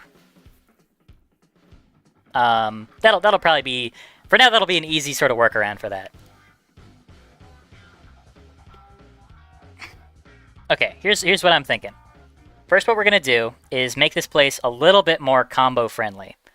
So what we're gonna do is put like little platforms here and here, so that way you can keep your combo going and more easily scale from place to place.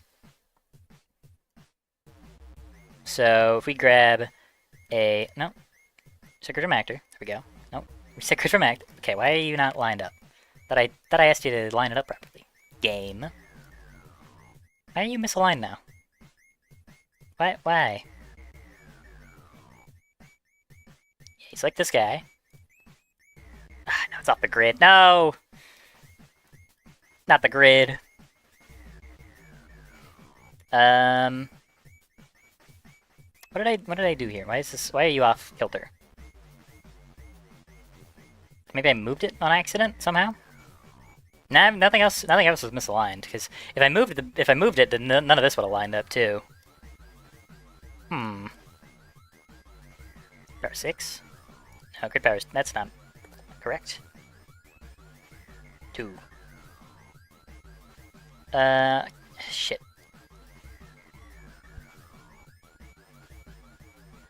What if I select the layer? Reset grid from there? No, that's not aligned correctly either. Dang it, man! Ah, it's all misaligned. We're all in a bunch of nonsense. This is cube grid 2 output, so it should align the grid properly to it if I like select it, but it's not doing that. It's off by like 100-something pixels.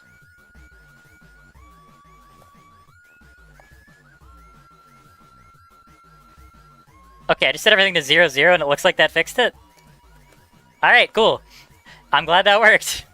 We're not going to question it, we're just going to get back to doing what we were trying to do the whole time. So, we're going to start building a little platform here. And this is just to get sort of a common equal ground spacing. You aligned? And it looks like it's aligned. I'm paranoid that something's going to be off with it. But we're good. We are in business.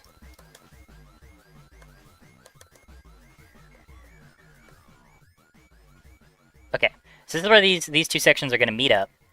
And we're going to have like a little floaty platform here. It might have another, maybe like a regular launcher on it. Didn't this song just play? I think the playlist is looped. Yeah, it's only playing stuff that's already played. Alright, we're going to reshuffle you, and ship it. Alright, can this play too? I feel like the playlist is not properly playlisting. Whatever. Okay, so let's make a nice little landing pad here that the player can get on. Make it pretty large so that it's hard to miss. And yeah, let's do this because I learned that there's something really cool you can do. You can set the player start to wherever your current position is. So thank you, commenter. Yeah. Oops. There we go. So you can pretty comfortably reach over. Okay, maybe comfortably is the wrong word. Okay, you can make it. I might have a launcher there just for security's sake. Let's try how getting over here feels.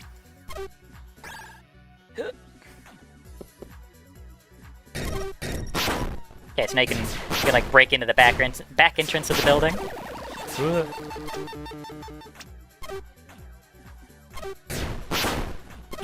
Shit. Okay. But that's kind of nice. That gives the player a little bit of leeway. And to make this place a little bit nicer, what we're going to do is put a juice pickup right here. So that if you're running low, you got this nice little recharge station you can jump down to.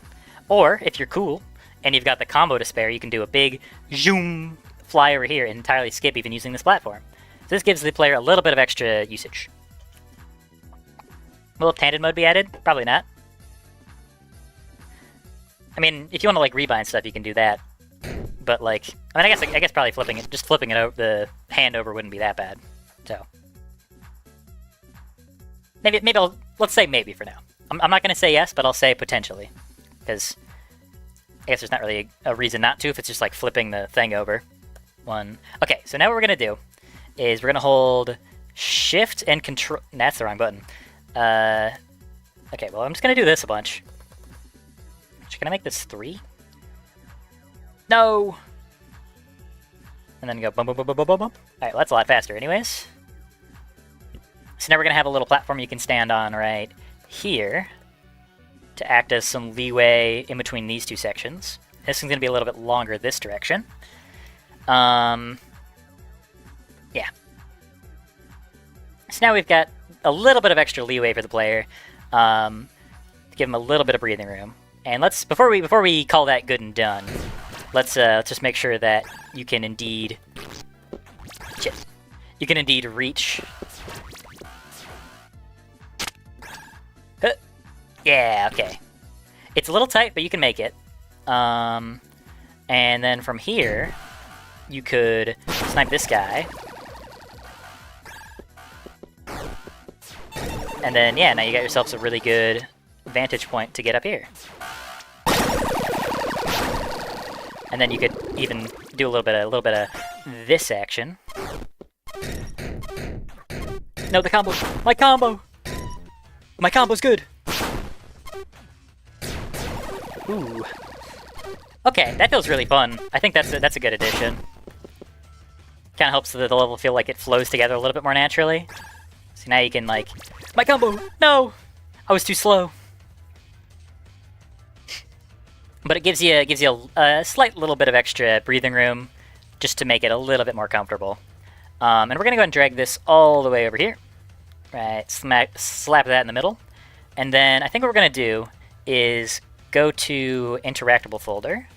And I think I'm going to put some launchers here and here, just to give the player a little bit more freedom for how they want to move. But the problem is the launcher is too small.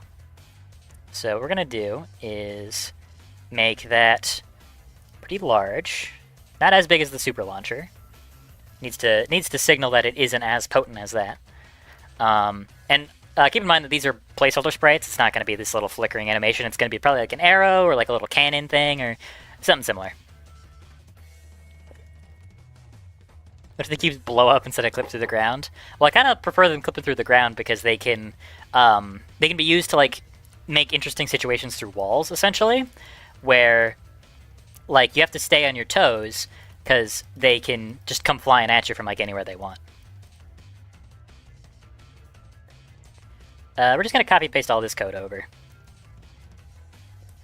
And the only thing we're really going to do is cut the power in half. And then a less dramatic cut to the power of the upwards launch. Oh, I almost forgot. Before I forget, we're going to select this box right here and set that to -90, so that way it's rotating the correct direction. There we go. Then set you up right about here. Then rotate you. Okay, let's...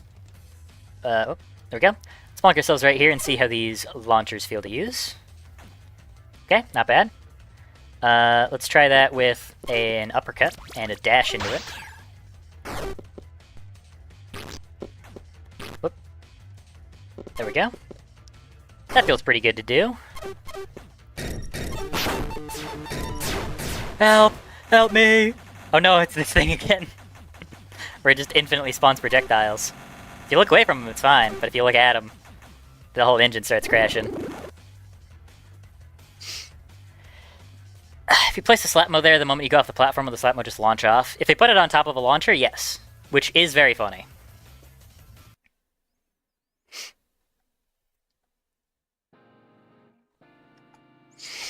You should change the multiplier based on if you're mid-air or moving really fast. Maybe. I'm not sure if that's necessary.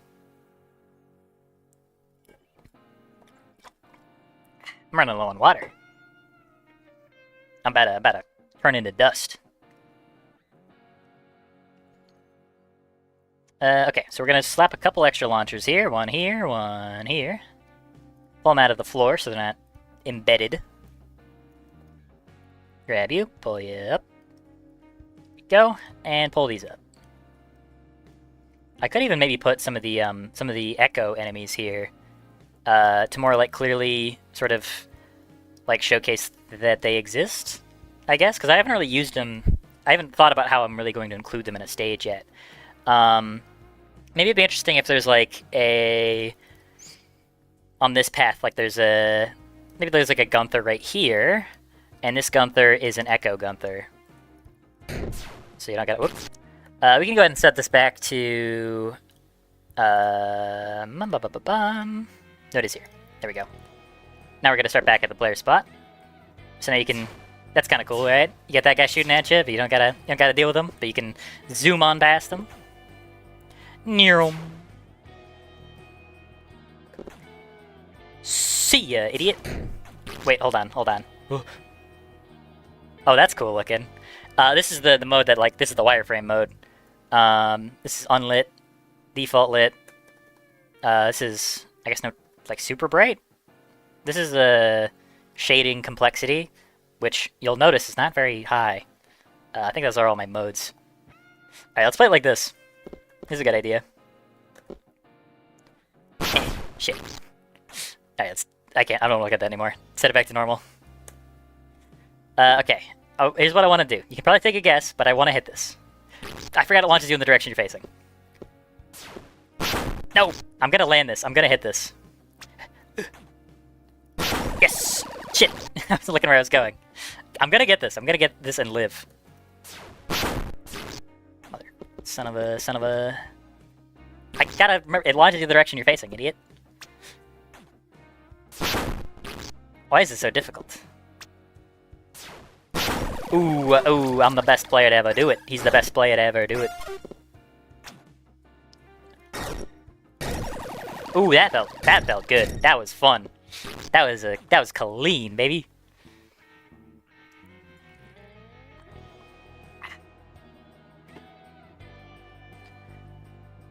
Oop. Just scrolling over to look at chat for a second. You planning on keeping 2D enemies and items and stuff? Yes, they're gonna stay 2D. I think figure combos could be cool. Choose between different ones, like different input combo. That could be kind of interesting. Hylics song? Yes, Hylics. Gotta love Hylics. What are shadow enemies? So they're basically just the same as normal enemies. The echo enemies, so I'm calling them. Like this is functionally a Gunther in every way, except you can see he doesn't tick the timer down. So he is not a required kill. You can leave the stage perfectly fine without ever fighting him. And that's good because it gives us an option to add extra enemies and like flesh out sections, make sections more chaotic. Like I've got an idea for a slope level where you're sliding down a big slope and there's enemies shooting at you on all sides, and you can just zoom on past and not have to get hit. Or not have to deal with hitting them, rather. Any hand signs not done yet? No, not anything that's planned currently. Like there are signs. I'm probably gonna add like 1 or 2 more after the demo, like just to see where, like what kind of feedback I get, where it feels like maybe there's something that's needed. Like probably a new close middle range option would be what I want. Because right now all you really do to kill most enemies is either immediately kill them with a sniper shot or do some weapon swapping. And I think weapon swapping is a lot of fun. Like, especially on cuboids. Like, go over this stupid son of a bitch, wait for him to shoot, and go boom, boom. That is very fun to do, but it's kind of just that or that. Like, those are the two kind of main options you have for fighting stuff. And having, like, at least one more kind of, like, big option for that would be good. But I'm not really too concerned about that right now. That'll be a good, like, post-demo thing to take into consideration. Is the water okay? Okay, why do you keep asking it? It's water.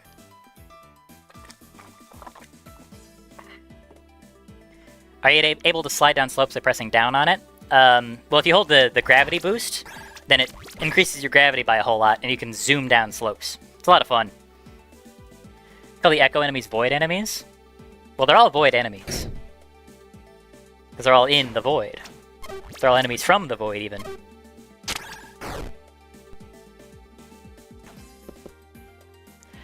Okay, so how do we want to work this? Maybe I can make the hub area just, like, slightly more hostile. Maybe I've got, like, a Slapmo on either side, like some good echo-y guys, perhaps. Maybe this will be going overboard, but I like when the level feels dangerous, you know? It's like now you're in danger in this section. It's like, whoa, ghosts, no way.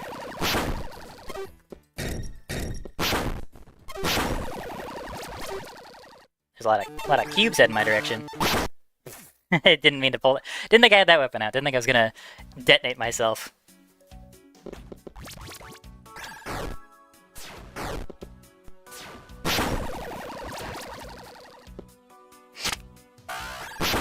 Ouch. Okay, so now what I think I want to do... This is gonna probably need more of a major rework that I'll do later. This place I can work, though. Bouncer, I'm sorry, you're out of here. You're doing literally nothing for us right now. Put a Gunther up here. Maybe have a Bouncer right here, maybe? So, like, he can see you and starts chasing you, but you can, like, duck around on the slopes and stuff. Make it a little trickier for him.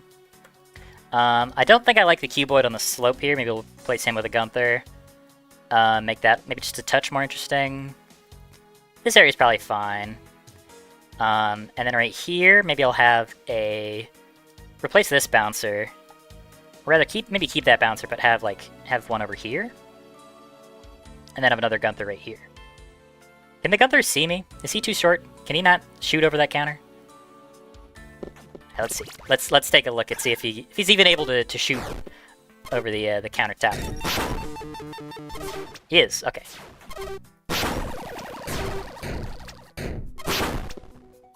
Okay. Let's run through this and just see how this feels.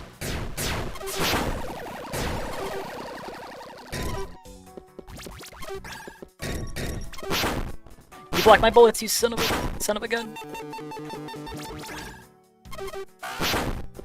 Oh, he blocked it again, you both really are bastards. My combo! No, my combo! My life! I'm dead.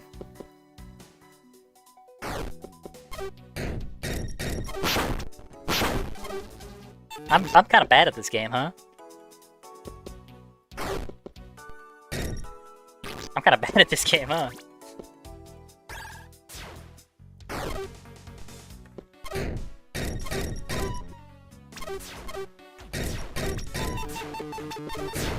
Oh, I forgot about the Gunther already.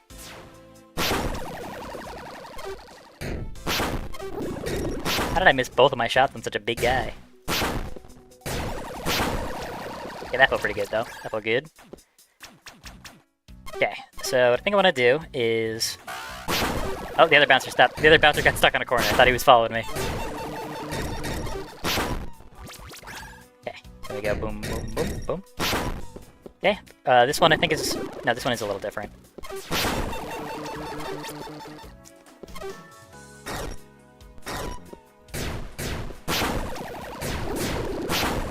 Okay, okay. We're grooving, we're moving, we're schmoving. Maybe I should move the Gunther over there, actually, because when he's closer to you, you can just kind of instantly kill him, because he's not much of a threat on his own.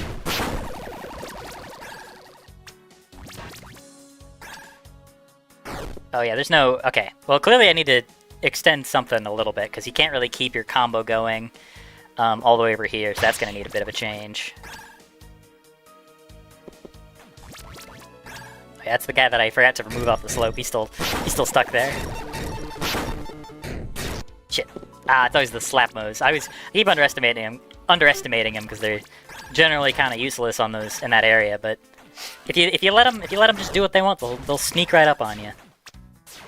Okay, let's try this section real quick. See how this feels to go. So keep getting shot up by these guys. Got a Gunther attacking you.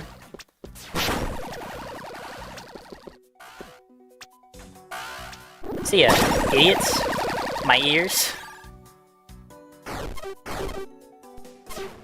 No!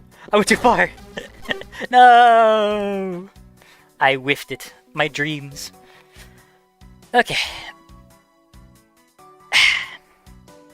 See what chat's saying. Sorry, I got super focused. I mean, the cuboid is made of... Does that mean the cuboid is made of void and not cheese? Sure. What is the deep void collector lore? I'll tell you it's not deep, but there is some, and I will not reveal it yet. Bum bum bum. How about the sniper only does full damage at high speeds? I mean, maybe. I think it works pretty well right now, though. Where, like, it's good for sniping dudes. Are you gonna add anything besides enemies that can damage you, like traps? Probably in other worlds, but not really in this first area, because I'm trying to keep it pretty simple. That's why the only gimmick is the launchers, really.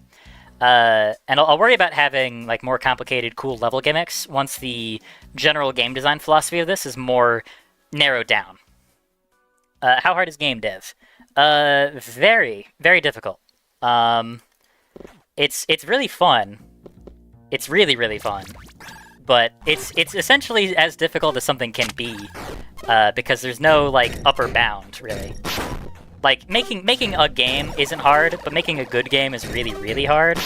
And if you want to, like, you can easily invest your entire life in it and constantly still be learning things and trying out new genres that you've never even like considered, and learning up picking up new skills that like you couldn't even like really fathom are skills or something you could be good at. So it's very difficult, but that's why I love doing it, though. Is because, like, you know, I'm 21. This is, like, my second or third game project. I've already improved a whole lot along the way, but I'm only going to go up from here, you know?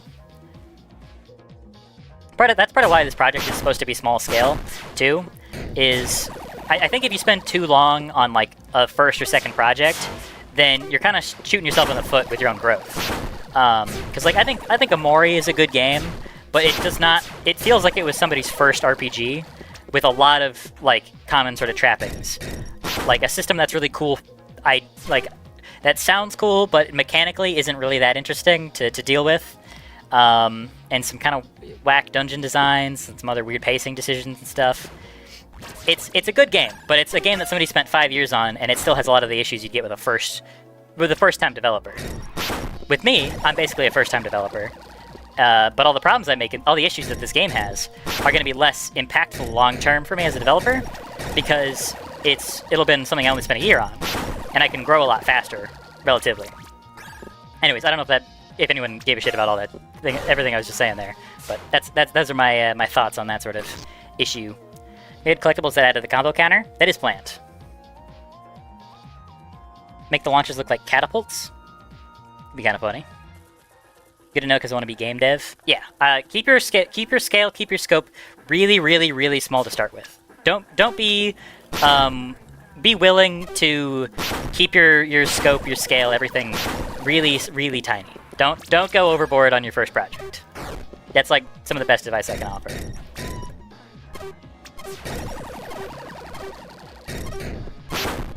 Okay, that part of the level's good. That's good. That's good. We can ship it. This is gonna need some reworks. We're gonna need some sort of combo stuff. Maybe like a little combo pickup right here would be good, and then something down here. So when you're lining your jump up, you get your combo. You pick the juice up. You can entirely reset your combo and then get over here. Okay, that'll need a new sprite though. Replacing some enemies with echoes can help reduce the cell count. Well, I don't know if I really want to reduce the cell count overall, because all the enemies that have been placed in here so far are here with good reason. Maybe the Colosseum here could have some echoes instead, because I could just swarm this place with slap. How did that not hit him? I could just swarm this place with slap modes, and that could be kind of fun.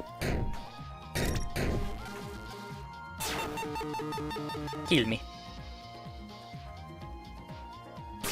Okay, he just kept bouncing. But I'm not really looking to reduce it too much. Were you starting game development? Well, think about what you want to make. Just think like, what kind of game would I want to play? What would be just make what you would want to play, really. That's my first, like, biggest piece of advice. And then pick like a simple engine, though. Like, start with something, if you haven't done anything, like start super simple, like a Scratch or an RPG Maker, to just get your feet wet. And then once you've spent some time in that, like maybe like a small project or two, Like something that you don't spend like more than a month or two on. Something really simple and focused. Then like you can shift over to like a Unity, Godot, Unreal. I like Unreal a lot, but it's really difficult. But if you can learn Unreal, you can learn anything. So that's like a good source. Make what you want to play unless it involves networking, like online, or networking isn't like networking with other people. Any power-ups? Maybe. I don't really know how they would... I mean, they could be kind of fun to, like, figure out when you want to pick them up and where, but I don't really have an idea of what those powers would be.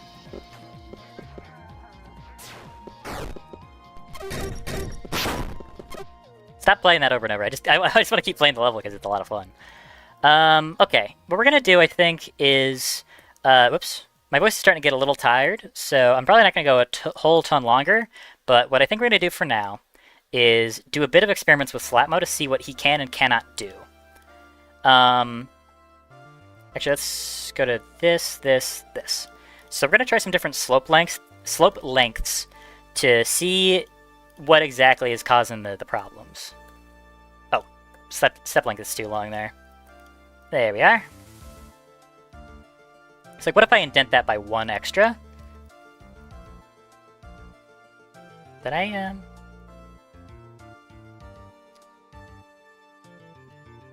Oh, this is the right output. That was weird. That was kind of janky. Oh, there we go. Okay, now I'm just dumb. So let's grab all of this and then extrude that in. So we're probably gonna need to make this a little wider so it feels a bit more comfortable to navigate.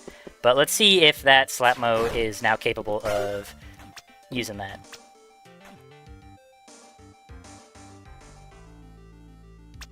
Why do you walk at that angle still? How are you stuck?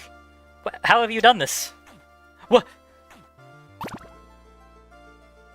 What? Huh?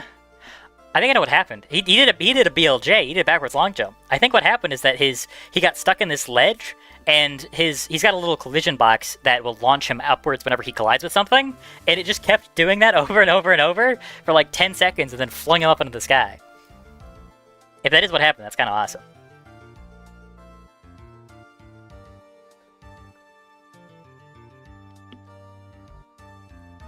How do I line this up so it looks correct? Okay, wait. New idea. Fresh new concept. What if we just, like, carve this whole section out? Yeah. And we just get rid of all, like... What if... Okay, what... Now, alright, what if... I like how I keep saying what if before my viewer numbers come 2. Alright, let's scale all this shit back a little bit. And let's make it, let's make this more of a, like, sort of an even structure, and then we can reshape it from there. Man, you can really tell when I start getting tired while I'm streaming, right? Like, it's only been 2 hours, but, like, I've already started... I'm speaking so much more nonsense than I was 2 hours ago. Okay. So what if we just do this? What if we just make it one big slope? Do you still struggle with that, good friend? Slapman.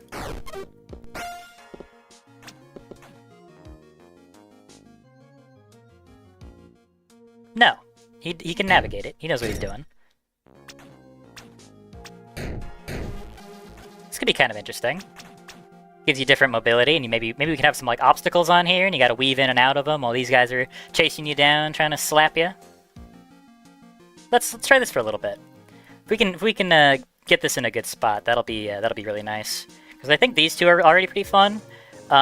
Still need some tweaks for sure, but this section was the only one that felt like it still needed, like, a pretty major overhaul.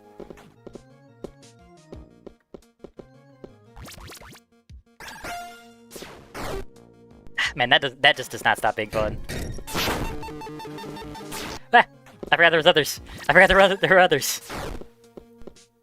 I just put them there, and I already immediately forgot that I did that.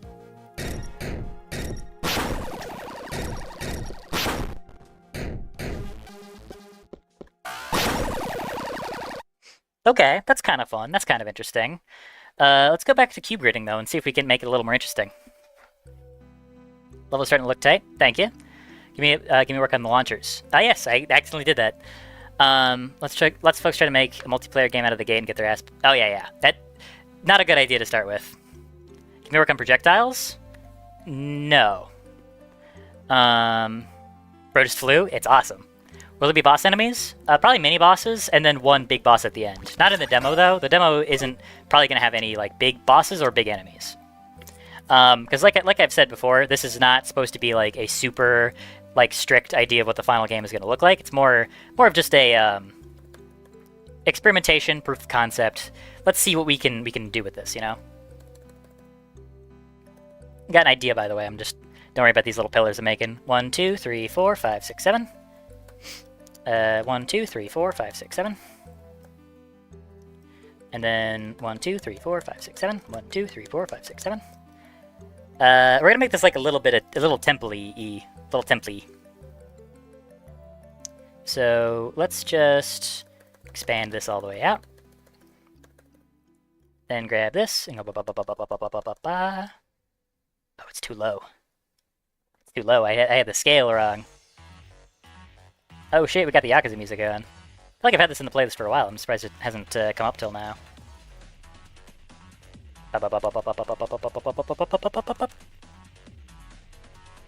Yeah. Now these random pillars have justification, which is clearly the most important part. That's what this level was missing. Now these pillars do kind of look like ass, so I'm going to expand all this out a little bit so we have more room to work with. Yeah. Because I think it'll look better if these aren't just like extruded out in the middle of nothing, but instead are more justified by like having a bit of an overhang. Yeah. I like that. Although now we're gonna have to put something on the roof, aren't we? If we've got a roof, we gotta use the roof.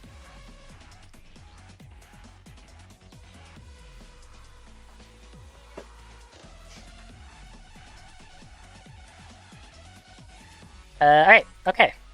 So let's extend this section out, because I forgot to do that too. 1, 2, and then grab this, and go 1, 2. How's this one looking? This isn't a 2 gap? It did have a 2 gap. Okay, so we'll make that a 2 gap. It still kind of looks like it's floating, but that's funny. We'll leave it. Okay, this is not even, I just realized, so we're gonna have to get rid of this pillar. Uh-oh. I've made a mistake. I've made a critical error. Gonna have to do this, do this, yeah. There we go. And now we can go making sure there's a 2 gap there at least. Okay, alright. So what we're gonna do is put a column right here. Actually, what we're gonna do is go down 1 first, then build it up, so that way there's no gaps. Then probably put one, say 1, 2, 3, 4, 5, 6, 7 over. 4, 5,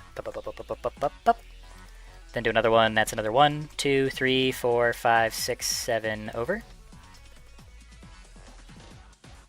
There we go. That's definitely not going to be it, but let's see what that's like. Oh, that looks a lot cooler from a distance already. I like the effect that has on it.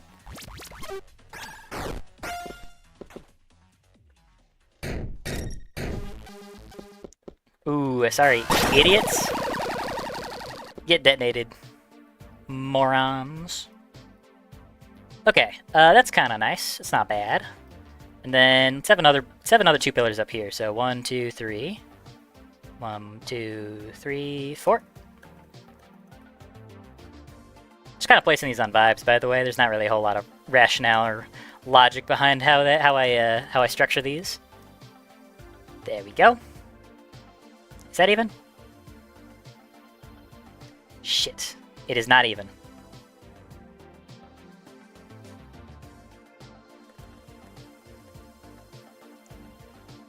It is now even. Okay, now we got ourselves some pillar. Why are you doing that thing again that you like doing? No, stop that. Yeah, it keeps wanting to place static nav mesh actors whenever I hit like a certain key combination, and it keeps like pushing my camera further and further away. It's quite annoying. I think gimming projectiles could lead to high skill ceiling. I don't even know how that would function, but it could be cool. I just don't know if it would work. Like if that would even really be possible. Like, cuboid projectiles you could do. You really couldn't do it with Gunther ones because they're just way too fast. And I think trying to gimme these would just kind of get you killed more than anything else. And having them not work like that is like a powerful limitation to... It gives these cubes, which are already pretty good, a bit of a counter. How did you guys... These guys were chasing me the whole time. They're a bit more of a... These Echo guys are a bit more of a threat than I thought they would be. Alright, let's put a couple more slapping fellas around.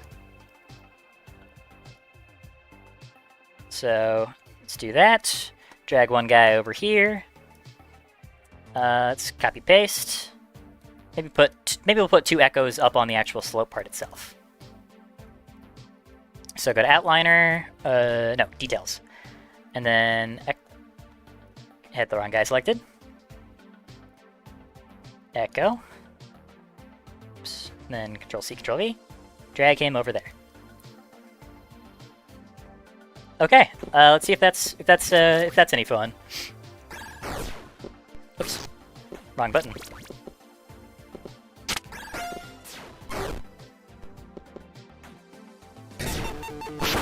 Oh, there's too many of them.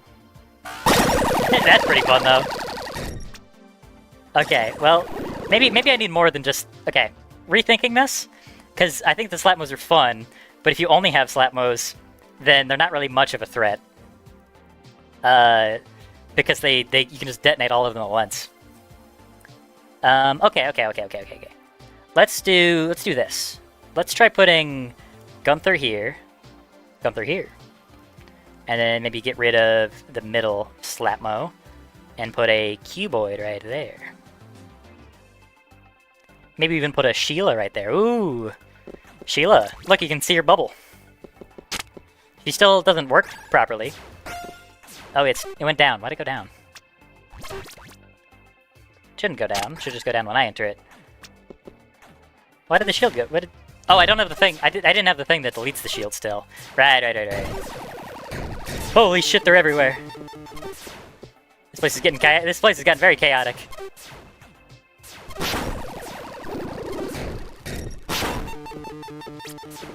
Kind of fun though.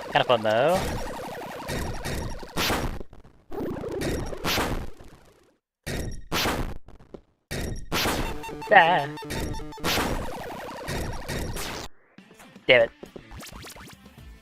Okay, we're gonna beat this section. Probably do one full run of the level if it's decent, and then we're gonna call it there, I think. But that time is not right now. Can't get rid of this, because we want that shield to be up. No, we don't want that shield to be up. We want that shield to die if we go through it, but we don't want that. Whatever, Sheila, you don't work right now. You're broken. I'll fix it later. But that is an off-stream Seth problem if I've ever heard of it.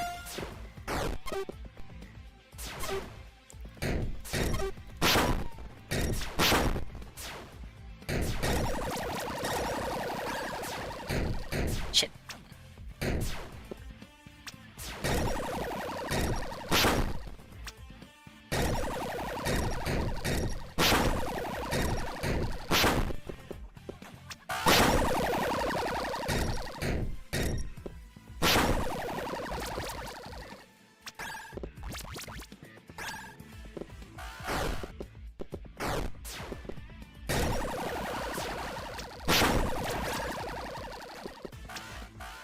No! Damn it! Oh, it was such a good run!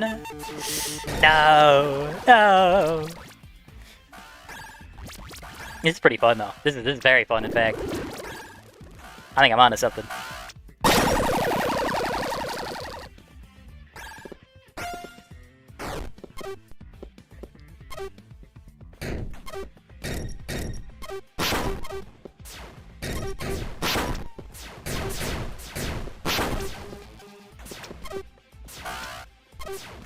Ooh, that was good. That was a juicy one. That's man, detonator is so much fun to use. It's so busted, but it is just it's too fun to be mad about it being kind of busted.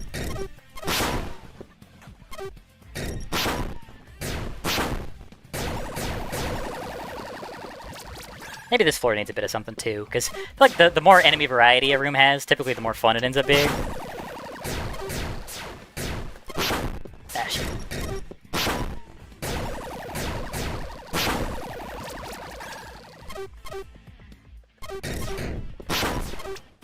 Maybe I could use a Slapmo or something, because I feel like Bouncer and Slapmo work together pretty well since they can both hinder your melee abilities in different ways, which I think is fun. My combo! Yeah, okay, definitely gonna need to add some combo extension items to make that a little more doable. Maybe even like some up here. Oh wait, I already killed all these guys. For some reason I thought I didn't. I'm so used to doing it in that order. Yeah! Okay. That was pretty fun. This game bangs so hard I love it. Thank you. Put boosters on the roof? Could do that. When's the last time you saved? Oh, I save constantly. I save like every time I make any change, I save it. Let's make a second pillar. Where? Is Unreal hard to learn? Yes. It's fun though. What if there's huge signs on the buildings? There actually will be, because these are going to be like different themed places. Bass SMT4 music. Glad there's an SMT4 player out there. Projectile gimme would be more of an advanced technique. I could see it on the cuboid guys. I'm not sure if it would be useful, but it could be interesting. The other guys, I'm not sure. Kind of funny if the cuboid projectiles had faces on them. I'm down with that. I'm down with that. I'm definitely cool with them being stupid. Okay, one last good run. One good run, and then I'm gonna call it. And we're gonna start from the middle for some reason. Nope, we gotta do this. That is so fun to do, man. Ooh, a bunch of Slapmos running around. A bunch of idiots running around.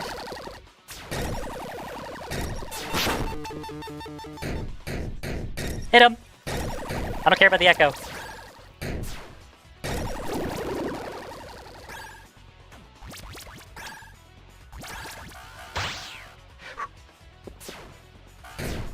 Killed him. I should have swapped to the rifle. I don't know, I didn't.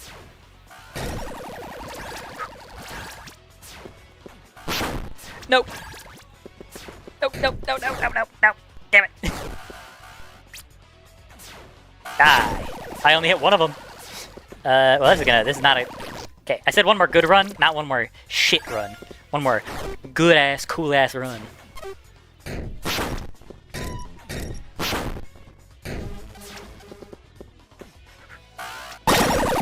Oh, that was juicy. That was... magnifique. Whoa. Okay, so I found an issue with the code of those guys. They just have a box in front of them where if they detect something, it just goes off, like, forever. Which is not what should happen. I need to fix that. Because they just fling themselves up the sides of things with a little too much upwards oomph.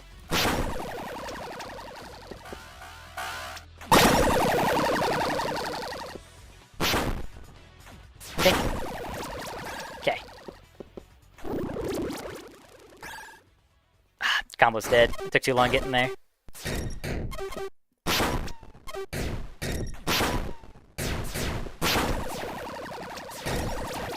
Okay.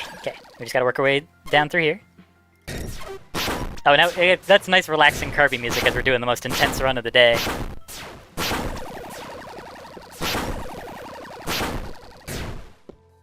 What did I do? Didn't mean never. I meant to switch to hit the wrong button.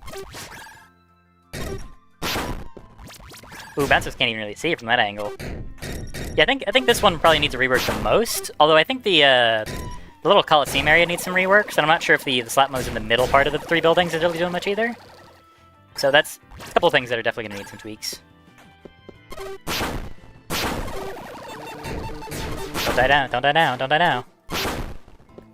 Don't die now, don't die now.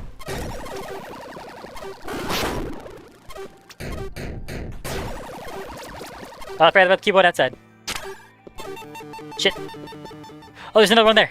I forgot about it. Blah, blah, blah, blah, blah. Okay, just play calm, play calm, just play calm.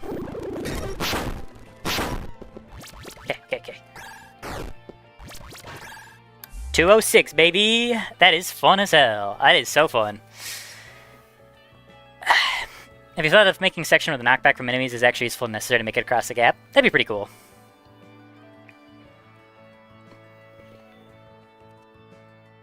I need to get more water. My throat is getting parched. Yeah, we do have a Discord. I can go ahead and grab the invite. I should be putting that in my stream. Either pin that as like a message in the chat or like put it in the description of the stream more often, but we've got that. Okay, so I'm feeling pretty good about that. That was a good productive stream. I'm going to do plenty of dragging and dropping cubes and stuff, but my brain is turning into mush. My throat is turned into sandpaper. So that is probably going to do it for today. But I can stick around for a couple extra minutes, answer any questions you guys got before we properly call it. And tomorrow, we are going to be streaming again tomorrow because I'm going to be trying different times to see what people seem to respond to more when more people are showing up and whatnot. So we're going to be probably doing a little bit of extra refinement on this, maybe making some extra stuff, some extra doodads here and there, but primarily making that second level, which will be it'll be smoothed out before we get to that. So you won't have to worry about watching me slowly, meticulously adjust how all the cubes look. It'll be a little bit more interesting. Thank you, TV8771 and Ethan Levy. Why do I keep trying to drink out of my water bottle as if there's more water is going to show up? There's not. It's empty. There's no more water in there. Going to be bosses. There's going to be boss-like enemies, and then one big boss at the end of the game. I mean, not in the demo. The demo won't have either of those things. Is Voltaic going to be that easy to get in the final game? No, not by any means. The Voltaic right now is just like a pure placeholder. Like if you go to the... Like I have to figure out what time is reasonable to get on a level before I assign that. Like if you beat the level in 200 seconds, you get it, which is not hard. It's probably going to be like a minute 40 or something for Voltaic, which would be brutally difficult, I imagine. Basically, I'm going to set Voltaic to be like almost as far as I can go. It'll be tough. We had a second hand. Probably not. Maybe for like little odd things, like if you pick up a juice, the little juice power-ups, not power-ups, the juice pickups. Hold on, let me get to one of them. This game's so fun. One of these things, I kind of like the idea that if you pick it up, you like, instead of drinking it normally, you just like crush it in your hand, and like that's an animation with like a left hand comes in and crushes it or something. But probably not for like gameplay functions.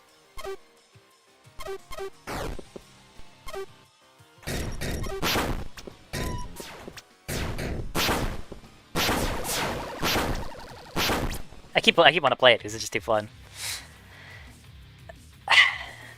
Any other questions or whatnot? Not seeing too much. Seeing people kind of trickle out, so that'll probably be what we call it. Adding a wall type where you can shoot through but not move through. I have not, but that'd be an interesting idea. I don't really know how I'd code that. Probably relatively easily, actually. There's probably some way to do it that's pretty simple that I just haven't thought of. Flip a final boss up with both hands, that'd be cool. But if you could jump on cuboid projectiles, if you could jump on them, they wouldn't really be as threatening, is the concern. I like the concept, though. Oh yeah, see, there's two people saying that. I get it, when you see it there, it looks like it's a platforming obstacle. I don't know if it works in principle as much as it sounds like it would work. Like, it sounds like it would work, I just don't know if it actually would. Oh. Enough people have suggested it for me to at least be willing to try it and see if it's fun. I have my doubts, but I'll give it a shot before I write it off.